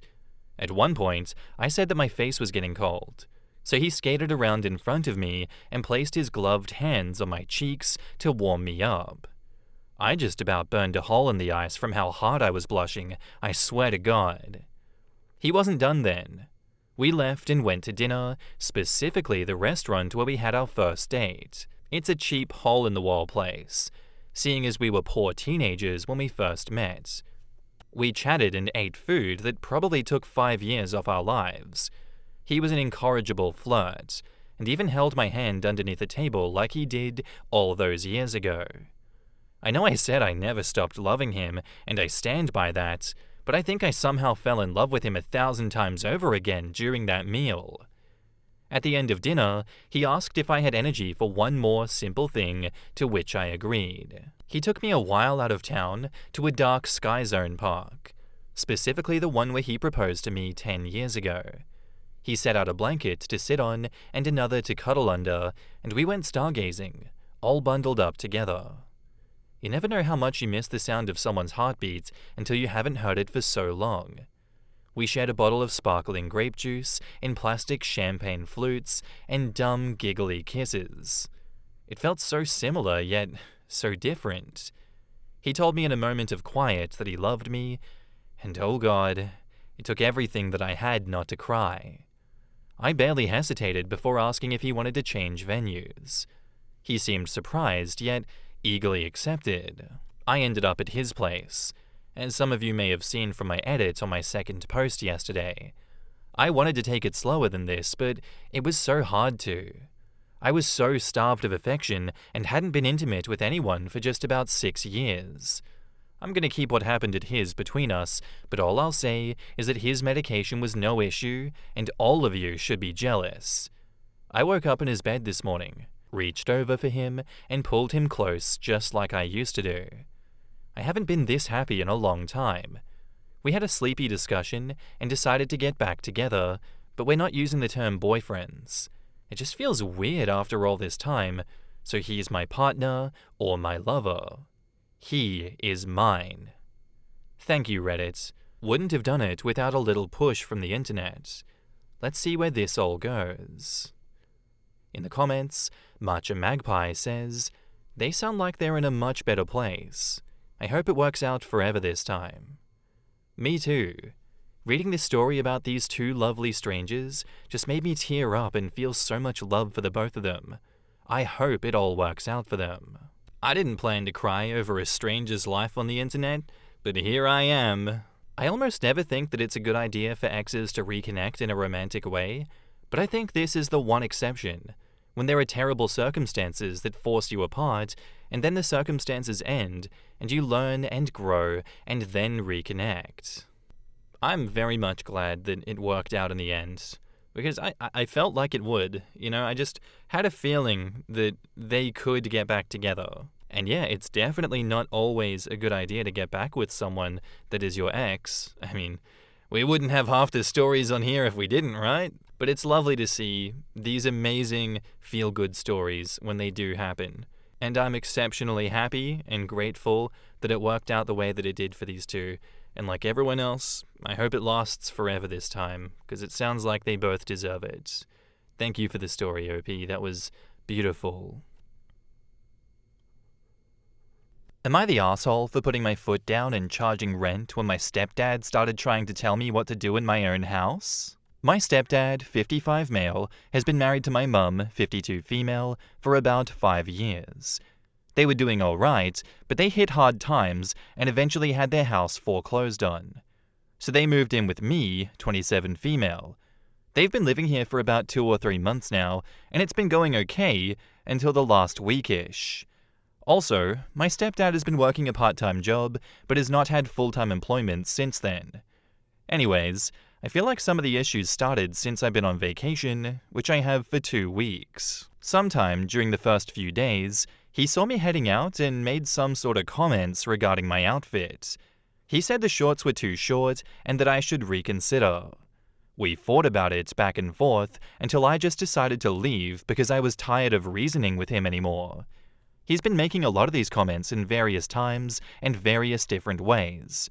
For example, skirt or shorts are too short, your belly is showing, etc., etc.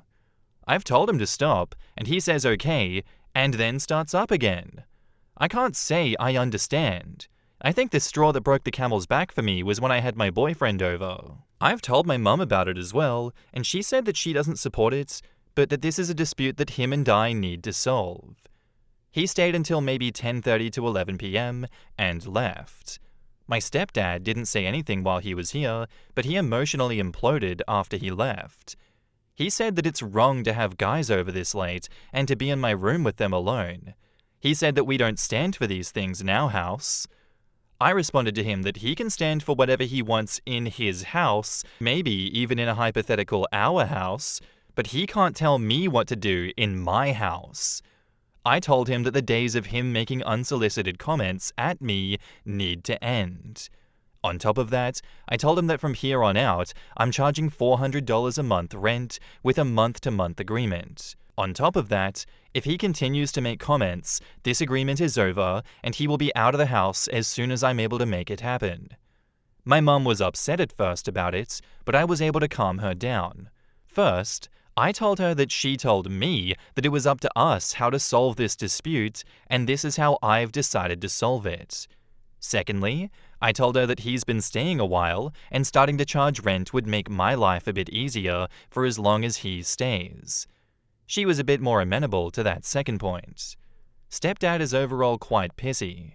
He hasn't told my mum or I his thoughts on the arrangement since he yelled at me about it the night of our big argument, but he's just generally ignoring me when he can. In the comments, Eating Anesha says, "Not the asshole. I would have evicted him, but not mum, on the spot. He is not your father, he is a guest in your home. He has zero right to say anything to you besides please and thank you. Next time he implodes, kick him the hell out. I would do this because I'm an asshole when it comes to dealing with abusive people. 1. Surreptitiously pack up some of his clothes into a trash bag. Put the trash bag in your car, closed with duct tape. 2. Next time he implodes, say, 'This is stressing mum out. Let's go for a drive.' Frankly, I would give him reason to implode in the afternoon and early evening, and add, 'I need to deliver some stuff just out of town, and I could use your help with it anyway. It's an old friend's stuff you were hanging on to. You don't feel safe, and once you're in the car, agree with everything he says and promise to change.' 3. Drive about 25 miles out of town, arrive at a motel. Would he please get the trash bag in the trunk and bring it to the front desk? They're expecting it. 4. Drive away. 5. Text him that he's been evicted and your mum will be bringing him the rest of his stuff at her convenience. Inform him you will consider it trespassing if he shows up at your place and will call the police and seek a protective order, and then block his number. 6. Back home, tell mum that you've evicted him and that he's at XYZ motel. Change the locks. If she doesn't like it, drop her off at the motel. And 7. Cut that man out of your life. He has no respect for you or your mother to behave as he does in your home. He's not ever going to dial it down and suddenly back off because he is an abuser." And OP replies, "I like the way you think. I told a friend of mine about this and she said that were it her, it would have been eviction from the very first time that he commented on my shorts. He hasn't imploded over my choice of clothing yet, and I've worn a crop top and shorts combo for like 2 days now. The worst he's done is give me a dirty look yesterday, but that's it. I agree with you that now it is a zero-tolerance policy. If he starts commenting about clothes, friends or boyfriends or anything that is my business, I'll evict him ASAP." Fiesta Fan says, "He's acting like the dad of a teenager, and not only are you not a teenager, he is not even your dad, nor is he even in his house. This is a great solution. I think you need to start talking with them about their plans to move back out on their own. This can clearly not be a permanent situation, not the asshole." OP replies, "True, I don't think it's plans to be permanent by anybody, But my mum says that my stepdad is maybe like 3 to 4 months away from securing something permanent and moving out on his own. One of the things that he said when I charged the rent was that I'm making it harder for him to afford his own place and get on with his own life. But I think $400 a month while he figures this out is fair, especially given we're in a high cost of living area. Physical Dance asks, have they broken up? I'm confused why he'd be moving out on his own. Wouldn't they be moving out together? And OP says, yeah, Mum stays at home, so I'm using him and our interchangeably. My bad. My stepdad referred to it as our house instead of mine, so maybe we both need to watch our pronouns. I think my solution to this situation would be, standing your ground, dominating him a lot more, bringing the boyfriend over a lot more, and asserting the fact that it is your home, OP. There's so many different ways that you can approach this situation, but in none of them I find you to be an asshole for putting your foot down. Unless whatever you're doing is threatening, their safety, you're fine. And now, on to the update. So I talked to a lawyer friend shortly after making that post. Apparently my state does indeed have laws giving tenancy after staying for a bit. They are legal tenants as it stands, unfortunately. So I decided on a month-to-month agreement where stepdad pays $400 a month. On top of that, I felt a few punitive measures were fair, at least temporarily. I placed an 8:30 p.m. curfew on him for anything not work-related. I also disallowed him from staying in the common area anytime I have anyone over, period. I also placed the majority of the chores in the house as his responsibility as well. For instance, as long as he stays, he is responsible for cleaning the place entirely. Absolutely every room in the house, no exceptions. Living room, any bedrooms, bathrooms, including shower, toilets and sinks, dishes. You get the picture. Of course, I can't force him to do anything, but he won't stay in my house for long if he doesn't. I know it's a bit mean for sure, but I felt there had to be some punishment for his actions. Mainly, I'd say that any further comments, non-payment of rent, or violating his punitive rules or chore requirements would result in me not renewing the month-to-month lease and an eviction as fast as I possibly can. For now, we've been living with this arrangement for a few days, and he's paid his first month. He hasn't made any off-putting comments or anything like that. If anything, he doesn't talk to me basically at all. My mum is still talking to me though. She agreed that she should intervene if and when he says something again. But of course, hopefully nothing happens again. She did tell me that stepdad told her that $400 a month was a lot given his current income from his part-time job, and that he finds doing all the chores tiring, but I told her that it was final there, and no. Also, my boyfriend has been able to come over more when he wants to, without me being troubled for it. He already never bothered my boyfriend directly, but now he just kind of cold shoulders him and I both. My boyfriend doesn't care and finds it amusing though, so it's fine. In the comments, I'm on it says, win-win.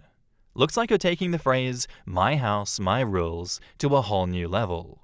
Good on you for standing up for yourself and setting boundaries, even if it means charging your stepdad rent and making him do chores. Next thing you know, he'll be asking for permission to use the bathroom. Not the asshole. I can't believe how things turned out. It's like setting boundaries just flips the script on family dynamics. I mean, who would have thought that making someone responsible for chores could actually lead to peace? It's funny how a little structure and clear rules changes everything so quickly. Maybe it's the idea of having some space or being reminded of daily tasks that makes all the difference. It really shows how important communication is. Once everyone knows where they stand, things can settle down in unexpected ways. I think this asshole was just getting too comfortable when he was given so much freedom. Just seems like he forgot that, oh, this is someone else's house and I am not a father figure here. I am not the dad that is stepping up. I'm doing quite the opposite right now, actually. Yeah, when you go pull that shit in someone else's house, you find out real quick. If that person has a solid backbone like OP at least. But yeah, we need to enforce consequences for people's shitty behavior. They should be scared of even thinking of pulling the shit that he was doing to her. Sounds like he's pretty scared of that now, as he should be. So good job, OP. Thank you for the story, and thank you for standing up for yourself.